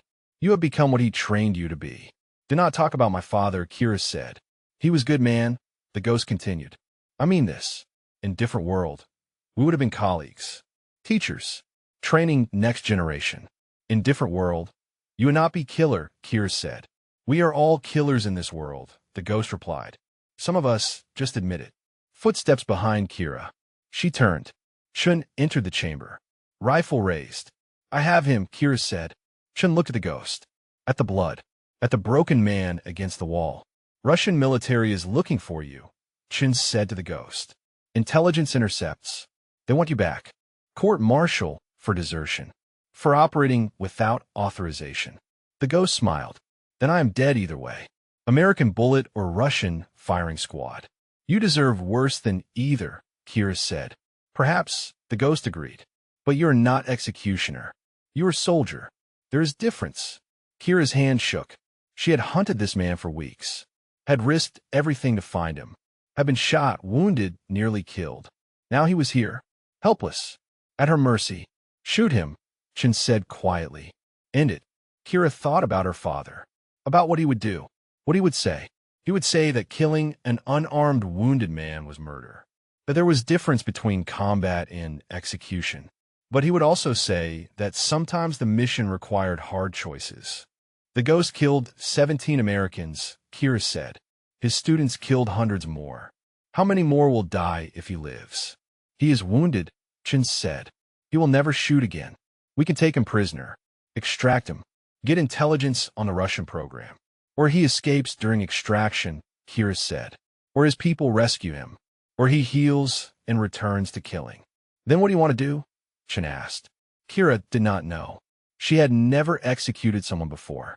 Had never shot anyone who was not actively trying to kill her. Footsteps in the tunnel. Multiple people. The QRF had arrived. Dawson entered the chamber. Saw the scene. The ghost wounded. Kira and Chun holding him. I will take it from here, Dawson said. No, Kira said. This is my kill. My decision. Dawson looked at her. Understood. Nodded. He stepped back. The ghost watched Kira. Waiting. Accepting. Ready for whatever came. You trained children to kill, Kira said. You made war your business. You took pride in murder. I did, the ghost agreed. I do not apologize. I do not beg. I am what I am. Then you know what comes next, Kira said. The ghost nodded. I do. Kira raised her pistol. Aimed at his head. Her hand was steady now. No more shaking. No more doubt. This was justice. For the 17 names. For the hundreds more. For every family destroyed by this man's pride and skill. Her finger touched the trigger. Wait, the ghost said. Kira waited. The Russian program, the ghost said. It continues without me. 3 other instructors. Operating in Pakistan, Syria, Yemen. Killing your people. Training more killers. Where? Chun demanded. The ghost smiled. Information has price. My life for their locations. Dawson stepped forward. We do not negotiate with terrorists. I'm not terrorist, the ghost said. I'm soldier. Same as you. And I am offering intelligence that will save American lives. Many lives. Kira looked at Chun. At Dawson. At the choice in front of her. Kill the ghost and feel justice. Or spare him and save future victims. Your father was teacher, the ghost said. He understood that one life, used correctly, could save thousands. Mine could do the same. This is not about redemption, Kira said. No, the ghost agreed. It is about mathematics. My life for information that stops 3 more programs like mine. Simple equation. Kira lowered her pistol. Talk, she said. The ghost talked. Names. Locations. Russian military contacts. Everything he knew about the sniper training network. Chun recorded it all. When he finished, Dawson ordered him secured. Medics treated his wounds. He would live, would face trial, would spend rest of his life in prison. But the information he provided would dismantle the entire Russian sniper program, would save countless lives. Outside the cave, Kira sat on a rock, exhausted, wounded, victorious but not satisfied. Chun sat beside her. You made the right choice. Did I? Kira asked. The ghost will never kill again, Chun said. And 3 more programs will be stopped. You saved more lives by sparing him than killing him. Kira nodded, understood the logic, but part of her wanted the clean ending. The bullet, the justice. Your father will be proud, Chun said. How do you know? Kira asked. Because he trained you to be protector, Chun said, not executioner. And today, you protected hundreds of people you will never meet. The helicopters arrived. Real extraction this time. They loaded the ghost, unconscious from blood loss and medication. Loaded the wounded. The team. Kira was last aboard. She looked back at the valley, at the mountains, at the place where she had hunted and been hunted. The ghost was ended. The mission complete. But Kira Vaughn's story was just beginning. The debriefing lasted 3 days. Intelligence officers from every branch. TIA, Joint Special Operations Command. Everyone wanted to hear about the ghost, about the information he had provided, about the network they could now dismantle.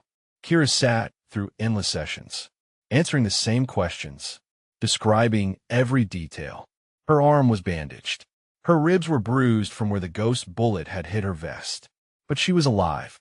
Chun was in medical again. His shoulder had deteriorated during the mission. The doctors were talking about surgery. Possible permanent disability. He might never be cleared for field operations again. She visited him on the 3rd day. He was sitting up in bed, arm immobilized in a complex brace. They are sending me home, he said. Medical retirement. The shoulder is too damaged. Kira felt something break inside her chest. You earned rest. I earned a discharge I do not want, Chun corrected. I wanted to keep fighting. Keep making a difference. You did make a difference, Kira said. The ghost is captured. 3 more training programs will be shut down. Hundreds of lives saved. That is because of you. Because of us, Chun said. We did this together. Colonel Hayes entered the medical bay. He looked at Chun, then at Kira. I have news, he said. The information the ghost provided checked out. We raided the Pakistani camp yesterday. Captured 2 Russian instructors and 14 students. Syria and Yemen operations are being planned now. He paused. The ghost will face military tribunal. Life in prison minimum. More likely death penalty for war crimes. Good, Kira said. Hayes continued. The Secretary of Defense wants to meet you. You are being recommended for the Navy Cross. 2nd highest combat decoration we have. I do not want a medal, Kira said. You earned it, Hayes replied. What you did out there, the mission you completed. You ended one of the most effective enemy operations in modern warfare. I just did my job, Kira said. Your job was carrying ammunition, Hayes said with a slight smile. What you did was become one of the most effective combat snipers in naval special warfare history. He handed her a folder. This is your new assignment. If you want it. Kira opened the folder. Advanced Sniper Instructor Position. Naval Special Warfare Center. Training the next generation of SEAL snipers. You would be teaching, Hayes said. Passing on what your father taught you. What Chun taught you. What you learned hunting the ghost. Teaching, Kira repeated. Your father spent 20 years as an instructor, Hayes said. He believed that one good teacher could create 100 good warriors. Those warriors could save thousands of lives. Chun shifted in his bed. They offer me the same position. Co-instructor. If my shoulder heals enough. Kira looked at him. You would teach with me. If you will have me as a partner, Chun said. She thought about it. About leaving the field. About never hunting again. Part of her resisted. She was good at hunting. Good at the mission. But another part remembered the young boy at the clinic. How the ghost had twisted his potential into something destructive. How many more children could be saved if someone taught them to protect instead of destroy? I accept, Kira said. Hayes nodded. Good. You start in 6 weeks. Gives you time to heal, to process everything that happened. He left. Kira and Chun sat in silence for a moment. Thank you, Kira said. For what? Chun asked. For believing in me, she said. For being my spotter, my partner, my friend. Chun smiled. Thank you for being the most terrifying person I have ever worked with. They both laughed. The tension breaking, the weight lifting. 2 weeks later, Kira stood at Arlington National Cemetery. Her father's grave. She had not visited since his burial 5 years ago, had not been able to face it. Now she could. She placed her hand on the headstone, told him everything. About the ghost, about Chun, about becoming the sniper he had prepared her to be. I understand now, she said. Why you trained me so hard. Why you pushed me beyond competition. You knew that someday I would need these skills for something more important than trophies. The wind rustled through the trees. Peaceful, quiet. I wish you could have seen it, she continued. Wish you could have been there. But I think you were. In every shot I made, every decision, you were with me. She pulled something from her pocket. The silver star she had been awarded. The military had presented it in a formal ceremony. Photographers, officers, recognition. It meant nothing compared to this moment. I'm going to teach, she said. Like you did. I'm going to create protectors. Honor your legacy. She placed the medal on the headstone. Let rest there. A voice behind her. I thought I might find you here. She turned. Chun stood there, arms still in a brace, but mobile. He had left the hospital against medical advice. You should be resting, Kira said. I had to see something, Chun said. He approached the grave, stood beside her. They were quiet for a moment. Two people who had lost fathers, found purpose, become partners. My father never understood why I enlisted, Chun said. Never forgave me for choosing military over medicine. I spent years angry at him for that. What changed? Kira asked. I realized he was afraid, Chun said. Afraid of losing me. Afraid I would die in some foreign war. His anger was just love with nowhere to go. Kira understood. Her father's final argument with her. His harsh words. They had been the same thing. Love, trying to protect, even when protection meant pushing away. They forgave us, she said, even if they never said it. I believe that, Chun agreed. They left the cemetery together. Partners. Friends. Two people who had hunted a ghost and found themselves in the process. 6 weeks later, Naval Special Warfare Center. First day of instructor training. Kira stood in front of 20 SEAL candidates. All of them experienced operators. All of them skilled. All of them looking at her with varying degrees of skepticism. A woman, 23 years old, teaching them to shoot. Chun stood beside her. Co-instructor. His shoulder was healing, but would never be perfect. He had accepted it. Found new purpose. My name is Corporal Kira Vaughn, she said. I'm going to teach you how to shoot at distances you think are impossible. How to make decisions under pressure. How to be the person between the innocent and those who would harm them. One candidate raised his hand. With respect, Corporal, what qualifies you to teach us? Kira smiled. Fair question. 6 months ago, I was carrying ammunition. Support role. Then circumstances required me to pick up a rifle and engage the most dangerous enemy sniper in theater. She paused. Let them process. I fought him 3 times. Wounded him twice. Captured him once. The intelligence he provided dismantled an entire Russian sniper training network operating across 3 countries. I did this while being shot, hunted, and nearly killed multiple times. The room was silent. I was trained by my father, she continued. Army Ranger sniper instructor Thomas Vaughn. Some of you may have learned from his manuals.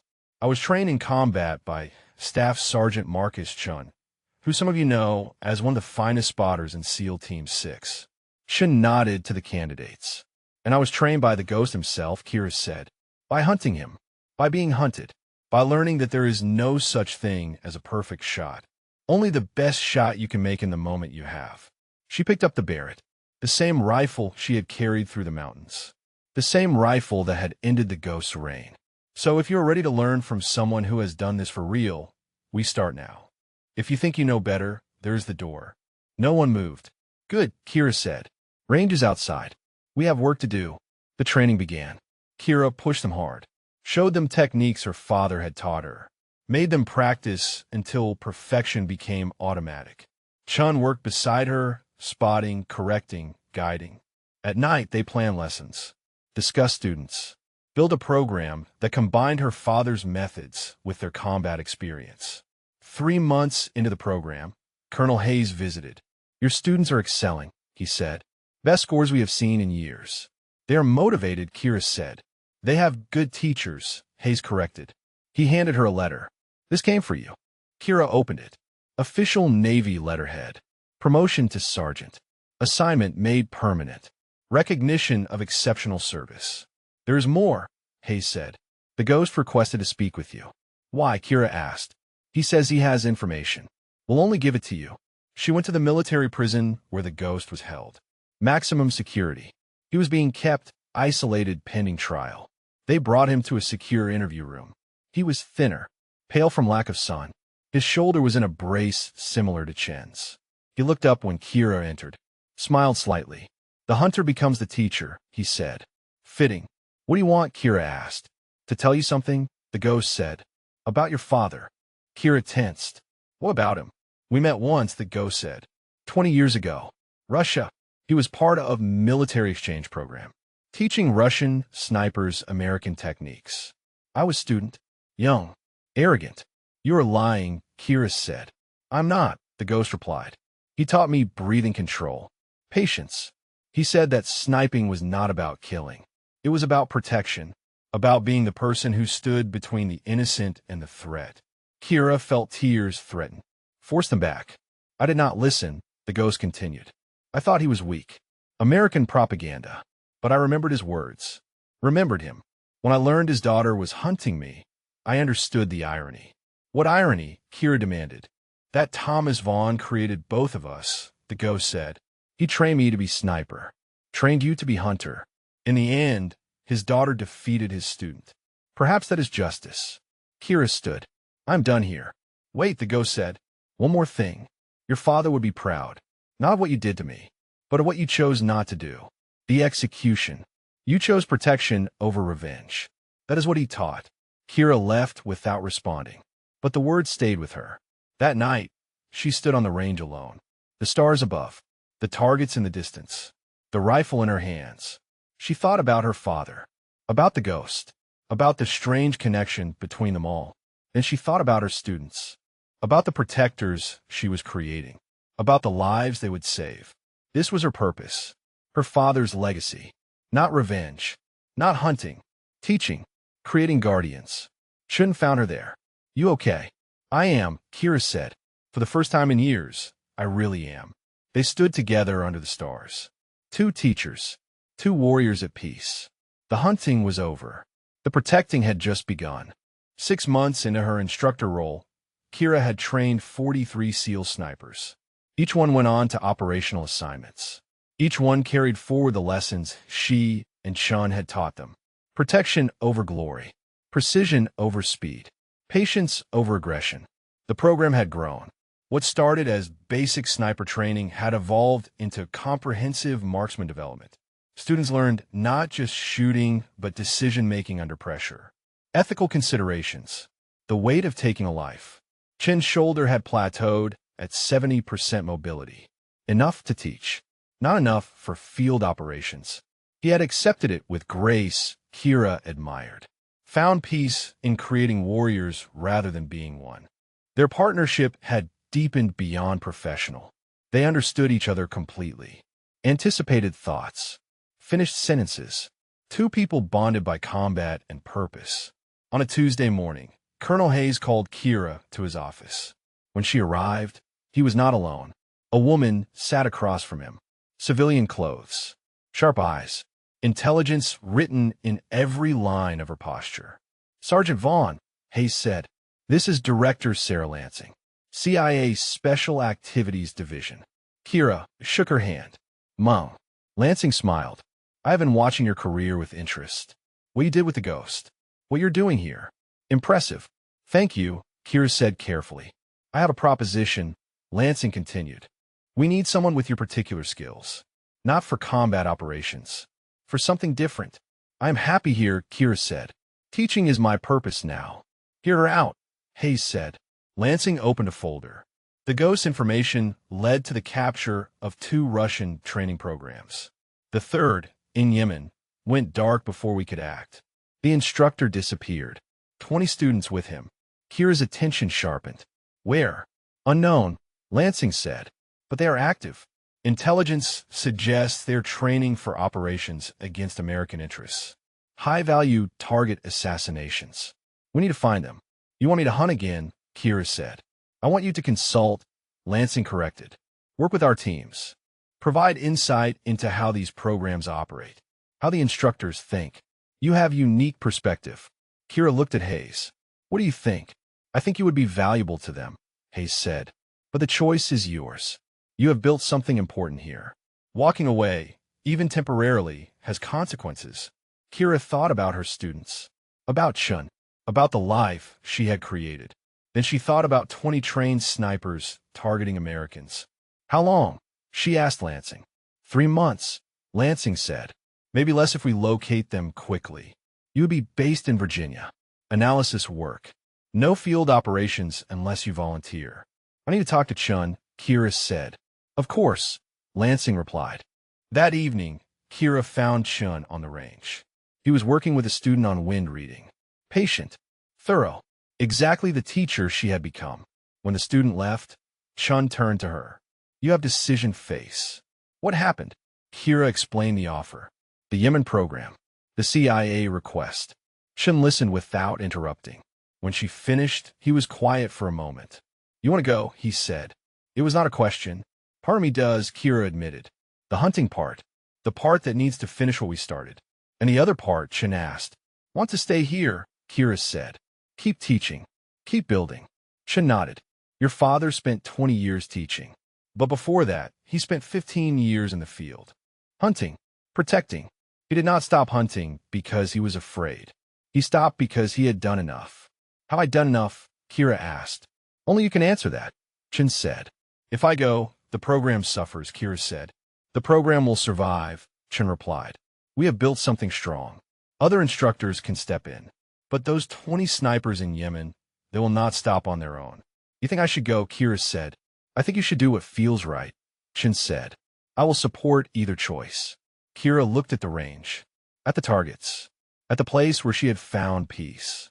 Then she thought about the families of the 17 Americans the ghost had killed. The relief they must have felt knowing he was captured. The closure. 20 more families deserved that same closure. She made her decision. 2 weeks later, Kira was in Langley, CIA headquarters, working with analysts and field operatives, studying intelligence on the Yemen program. The instructor was identified as Alexei Volkov, the ghost's younger brother, equally skilled, more brutal. Where the ghost had been calculating, Alexei was vicious. The students were from 7 different countries, recruited, radicalized, trained to kill specific targets. American diplomats, military leaders, intelligence officers. Kira studied their patterns, recognized techniques the ghost had used, saw how Alexei had adapted them, made them more aggressive, less patient.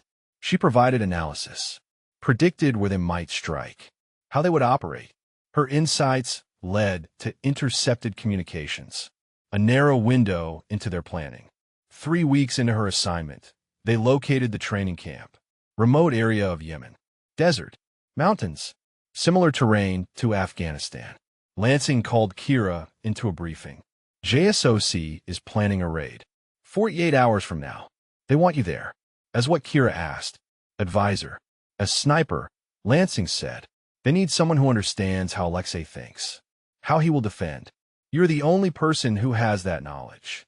I am an instructor now, Kira said, not an operator. You are both, Lansing corrected. And right now, we need the operator. Kira thought about her promise to Chun, to herself, that the hunting was over. But 20 trained assassins were not a hunt. They were a threat that required stopping. She accepted. The insertion happened at night. SEAL Team 6 again. Dawson leading. He greeted Kira with a grin. Heard you were teaching now, he said. Guess old habits die hard. This is one mission, Kira said. Then I go back. Sure, Dawson said. That's what they all say. The approach was familiar. Helicopter insertion. Tactical movement. Observation position overlooking the camp. Kira set up with the Barrett. Felt the weight of it. The familiar grip. Like seeing an old friend. Chen's voice came through her earpiece. He had insisted on being her remote spotter. Reviewing satellite feeds from Langley. Providing real-time analysis. I see 32 heat signatures, Chen said. Main building. Training range. Barracks. Standard layout. Where's Alexei? Kira asked. Unknown, Chen replied. He is not showing on thermals. Either he is in a shielded location or he is not there. He is there, Kira said. He would not leave his students during final training. Then he is underground, Chen said. Look for bunker or basement. Kira scanned the camp. Found it. Small structure. Half buried. Reinforced. Defensive position. There, she said. That is where he will be. Dawson confirmed. We breach the barracks. You cover the bunker. If Alexei emerges, you take the shot. Copy, Kira said. The raid began. SEALs moving fast. Precise. Overwhelming force. Students were captured. Weapons secured. Resistance minimal. But Alexei did not emerge. Kira kept the Barrett trained on the bunker entrance. Waiting. He knows we are here, Chen said in her ear. He is waiting us out. Then we go to him, Dawson said over the radio. Negative, Kira said. That bunker is a kill box. He'll be set up inside, waiting for exactly that. So what do we do? Dawson asked. We wait, Kira said. He cannot stay in there forever. 30 minutes passed. The camp was secured. All students captured. But Alexei remained hidden. Then movement. The bunker door opened slightly. A rifle barrel emerged. Kira fired. Hit the rifle. Knocked it from position. Alexei shouted from inside. In Russian. Angry. Defiant. Chen translated in her ear. He says you are good, but not good enough. Says his brother was weak to be captured. He will not make same mistake. Tell him I am not my father's daughter for nothing, Kira said. Chen translated. Silence from the bunker. Then Alexei spoke again. He says he knew your father too.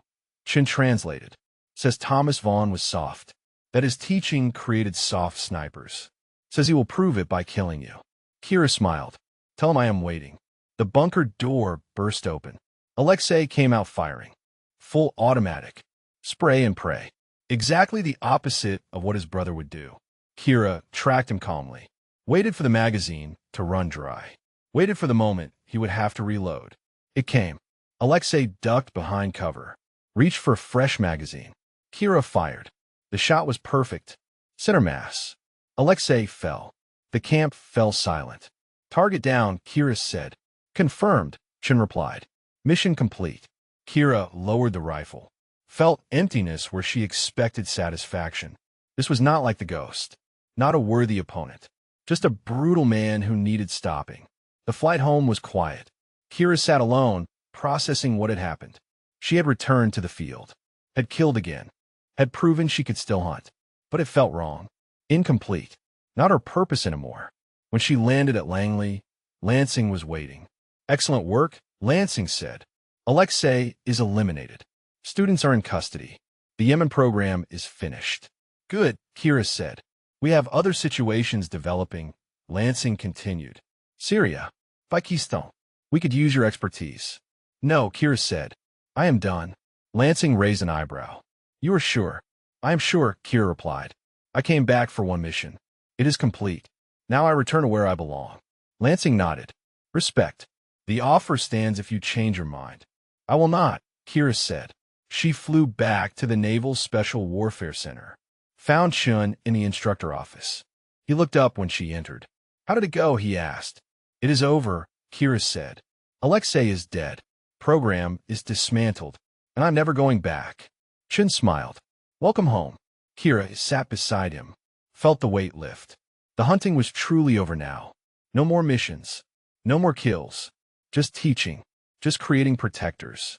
I thought I needed to finish it, she said. To prove something. But all I proved is that I am done with that life. Your father would understand, Chen said. He would, Kira agreed. He made the same choice. Left the field. Became a teacher. Found peace. And now you have too, Chen said. Now I have too, Kira repeated. The next day, she stood in front of a new class of students. 20 eager faces. ready to learn, ready to become protectors. My name is Sergeant Kira Vaughn, she said, and I'm going to teach you everything I know. Not so you can hunt, but so you can protect. That is what my father taught me. Why I'm teaching you. Protection over everything. The students nodded. Ready. Kira picked up the Barrett. The last time, after this class, she would retire it, pass it to a museum, let it rest. But for now, it still had lessons to teach. And so did she. 1 year after capturing the ghost, Kira stood at the front of the auditorium at Naval Special Warfare Center. 200 people filled the seats. SEAL operators, Marine snipers, Army Rangers, Special Forces, every branch represented. All here for the same reason. Advanced Sniper Symposium. 3 days of training. Technique. Tactics. The future of long-range precision fire. And Kira was the keynote speaker. Chin sat in the front row. His shoulder had improved to 80% mobility. Not enough for field work, but enough for everything else. He smiled at her. Encouraging. Proud. Beside him sat Colonel Hayes. Now a general. Promoted after the success of the Ghost operation. He had been instrumental in creating this symposium, in elevating sniper training across all special operations. Kira took a breath. A year ago, she had been carrying ammunition. Hidden, running from her gift. Now, she was standing in front of the most elite warriors in the American military, teaching them. My father used to say that sniping is not about the rifle, she began. It is about the person behind it, the discipline, the patience, the willingness to make hard decisions when lives depend on it. She clicked to the first slide, a photograph of her father in his Army Ranger uniform. Young, confident, a rifle slung over his shoulder. Thomas Vaughn spent 20 years teaching people like you. He believed that one good sniper could save 100 lives. That precision fire was not about killing. It was about protection. She clicked to the next slide. The 17 names. The Americans killed by the ghost. But he also understood that sometimes protection requires violence. That sometimes the only way to save innocent lives is to take one that threatens them. She told him about the ghost, about the hunt, about the decisions she faced, the moral weight, the complexity. I was trained to compete, she said, to win trophies, to be the best shooter in the room. When I enlisted, I thought I was leaving that behind, hiding from it. She clicked to a photo of herself with the Barrett, taken during the Yemen mission. Focused, professional, a warrior. But circumstances require me to pick up a rifle, to use those competition skills for real purpose. And I learned something my father had tried to teach me all along. She paused.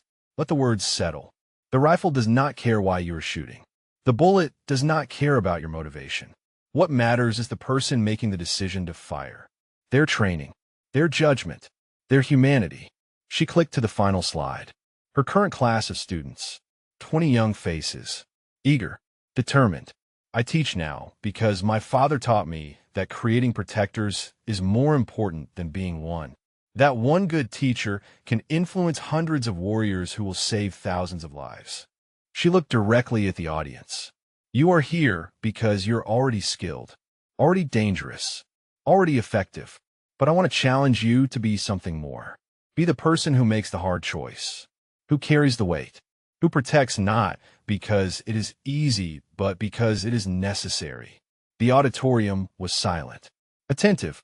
My father trained my enemy, she continued. The ghost learned from the same man who taught me. We were both products of Thomas Vaughn's teaching. The difference was not skill. It was purpose. He chose to destroy. I chose to protect. She clicked off the presentation. For the next 3 days, I'm going to teach you everything I know. Not so you can be better killers. So you can be better protectors. Questions. A hand raised. Marine Gunnery Sergeant. Scarred. Experienced. With respect, Sergeant, how old are you? 23, Kira said. And you are teaching us, the Marine said. Some of us have been doing this for 15 years. True, Kira agreed. But how many of you have hunted the most dangerous sniper in modern warfare? How many have captured an enemy who had evaded detection for 3 years? How many have dismantled an international training network? The Marine nodded. Fair point. Age does not equal wisdom, Kira said. Experience does. I have experienced things most of you never will. Not because I'm special, because circumstances required it. And I learned from those experiences. That is what I am offering you. The symposium was a success. 3 days of intensive training. Kira taught. Chen taught. Guest instructors from every branch contributed. The students learned, grew, challenged themselves. On the final day, General Hayes addressed the group. What Sergeant Vaughn and Staff Sergeant Chun have created here is revolutionary, he said. A program that combines technical skill with ethical foundation. That creates not just snipers, but leaders. He looked at Kira. The Navy has approved expansion of this program. It will become a standard for all naval special warfare sniper training. Sergeant Vaughn will lead it. Applause filled the auditorium. Kira felt emotion tighten her throat. This was her father's legacy. Expanded, honored, continued. After the symposium ended, Kira found Chun on the range. He was watching the sun set over the ocean. Peaceful. Content. We did it, he said. Created something that matters. My father did it, Kira corrected. We just continued his work. He started it, Chun agreed. But you perfected it. Added combat experience. Real-world application. He will be proud. Kira sat beside him. Watched the sun paint the sky orange and gold. I visited the ghost last week, she said. Chun looked at her. Why? Closure, Kira said. He asked to see me. Said he had something to tell me. What did he say? Chun asked. That my father visited him in prison once, Kira said. 20 years ago when the ghost was first captured by Russians for desertion. My father was part of a military exchange program. He tried to convince the ghost to choose different path. Did he listen? Chun asked. No, Kira said. But he remembered. Said that when he saw me hunting him, he recognized my father's teaching. Recognized the choice he should have made. The ghost found redemption, Chun said. The ghost found consequences, Kira corrected. But maybe some understanding. He asked me to tell future students his story. As a warning, what happens when you choose destruction over protection? Will you? Chun asked. Yes, Kira said. His story is part of this. The cautionary tale that makes the lesson complete. They sat in comfortable silence. Two people who had hunted together, bled together, now taught together. I got a letter, Chun said. From my mother. First time she has written in 3 years. What did she say? Kira asked. That she saw a news story about the ghost capture. Saw my name. Realized what I had been doing. She said my father would have been proud. Chen's voice was thick with emotion. That he died thinking I had wasted my life. But she understands now. Understands I was protecting people. Saving lives. Kira took his hand. Squeezed it. Our fathers are proud, she said. Both of them. They created us. Prepared us. Even when we did not understand. Even when it hurt. I believe that, Chen said. A figure approached. Young woman. Navy uniform. Nervous. Sergeant Vaughn, she said. I am Petty Officer Riley. I start your next class tomorrow. Kira stood. Welcome. I wanted to introduce myself. Riley continued. And tell you why I am here. Why? Kira asked. My brother was killed in Afghanistan, Riley said. Sniper. Enemy sniper. I enlisted to make sure no one else loses a brother that way. When I heard about your program, I knew this was where I needed to be. Kira saw herself in this young woman. The pain, the purpose, the determination. Your brother would be proud, Kira said. I hope so, Riley replied. Tomorrow we start training, Kira said. It will be the hardest thing you have ever done. But if you complete it, you will become exactly what your brother needed. A protector. Riley nodded. Thank you, Sergeant. She left. Kira watched her go. Saw the future of the program. The continuation of her father's work. Chun stood. Ready for tomorrow. Always, Kira said. They walked back toward the barracks together. The sky darkening. Stars beginning to appear. Kira thought about her journey. From competitive shooter to ammunition carrier to sniper to instructor. Each step necessary. Each experience building toward this moment. She thought about her father. About the lessons he taught. The patience. The precision.